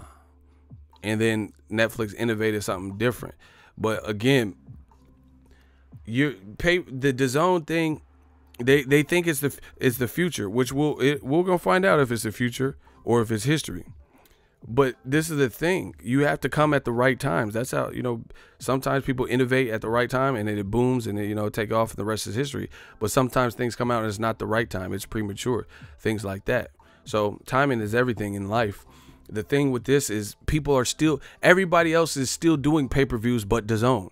And Dazn is not capitalizing on any of that money. Everybody else is linked up with linear networks. You fucking morons. Linear platforms, things you can find on TV except for Dazn. Dazn is not an actual channel on TV. ESPN is. In fact, they got ESPN Deportes. They got ESPN 1 and 2 and 3 and all types of ESPN UK. They actually have, and they have ESPN Plus. So they have a streaming app. Showtime is an actual channel. It's channel 451 for me. You know, I watch a lot of boxing. It's something like that. They have an app too. Fox has an app, but it's an actual linear channel. You can get an antenna, you know, with the little bunny rabbit ears and watch Fox. DAZN is not like that. DAZN kind of tried to bite off the Netflix model, but Netflix has been out since 96 when Tupac died. People don't know this stuff. They try to work with, so they came at the time where the internet wasn't what it is. Everybody has an app now. It's different now. So again, timing is everything. Netflix came out at a time before the internet, before before Y2K and all that shit, 2000s. The internet was a shell of what is the power it has now. So you see people like Jack Ma and Alibaba, that are billion-dollar companies because they came at the right fucking time. But y'all so stupid, y'all don't even know this. Jeff Bezos and Amazon. That Amazon started off, see, this is what I'm saying. They don't want to match wits with me. I'm too smart for that. Street smart, book smart, what you want, I got it. Jeff Bezos and Amazon, a lot of people, here's a fun fact for you guys. People don't realize Amazon initially started off, it was a bookstore. It grew to all this stuff, but it came out at the right time. Jeff Bezos had an innovation. Then he did real well with the bookstore. That's why they have the Kindle readers. That's why they were big on the Kindle. And it just evolved and bubbled. People kept signing up, got bigger, blah, blah, blah, blah. So it's also when you come out. Now everybody is on the internet. Everybody has some type of presence. So he's comparing companies that have been in the mud, in the trenches, in the 90s, shit like that. There's a picture of Jeff Bezos and it looks like a garage or something, and it just says Amazon. He's working from a little cheap desk. Now he's worth $1 trillion. He's about to get a divorce. Jeff Bezos' wife is gonna have more money than all of our families and shit, after, because they don't have a prenup. I know business. I study this stuff. So I don't even understand the comparisons to Netflix. Netflix came out at a time where the world needed change and the internet was just grasping the pinnacle. Like you look at iPhone 3Gs, they can do a fraction of the speed what the new iPhones can do. The new A7 chips and, the faster processing chip, they would make those old iPhone 3Gs look crazy. Back in the day, early 2000s, people were still using iPods. They don't even make iPods anymore because nobody really uses iPods anymore. I fuck with iPods. I wish they still made them, to be honest. But things change, things elevate things again, and things change with time. Netflix and certain things boomed and blossomed at the right time. Fresh fade, bro. Appreciate you. She about to be half of 131 billion. That's crazy. That's real crazy. So anyway,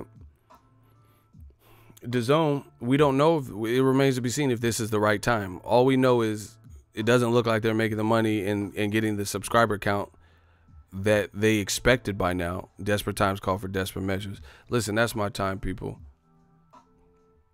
He said, I forgot about the iPod. That's what I'm saying. Like, I study business, especially any entrepreneur. You should definitely study. I study all these guys, Jack Ma, Jeff Bezos, Bill Gates, Steve Jobs. I study all of them. Jay-Z, people like 50 Cent. Like, I study anybody who's been successful in business and landed these big deals and stuff. I want to know. I want a piece of that. Floyd Mayweather. I study all these guys. What made them great? What, made. See, and that's the other thing. Floyd Mayweather came at a time where, streaming wasn't as prevalent. Fire sticks and all this bullshit. They didn't have Facebook Live. So he bubbled, him and Pacquiao, especially Floyd, though. So he came at a different time. So that doesn't mean, if Deontay Wilder was a heavyweight at the same time as Floyd, maybe, him and Anthony Joshua or something, maybe they would be pay-per-view stars. Like huge pay-per-view stars by now. Timing is everything. Pay-per-view is different. It's shifted and it's changed. Bernard Hopkins, when he fought Jermaine Taylor, I believe was a pay-per-view. Now in today's market, despite what type of fight that was, I don't know that would be it wouldn't do the views that it probably did when it did it, because the times have changed, and there's other ways to watch fights. So that's the ego lesson of the day. We'll see. You know, Tyson Fury, he trying to fight Tom Schwartz. Don't know who that is. You know, that's disappointing. You know, he told Wilder to step his game up and get more well-known, but you can fight a guy who's never fought outside of Germany. But you say Wilder's not known enough for you to rematch him. And Tyson Fury running around like, I'm the lineal champ. Well, guess what? The guys who are actually champions with physical belts right now are fighting better fights than your rumored fight. Anthony Joshua with Miller, and then Wilder versus Dominic Breazeale. So, you know, we'll see what this means for Tyson Fury being over there on ESPN, and we'll see what happens with Dazn. But I've seen a lot of resistance from the Dazn price hike. We'll see how it plays out. That's my thoughts. Drop it in the comment section. He said Tom Selleck. Man, hey, you tripping. Yeah, Magnum P.I. Holla at the boy.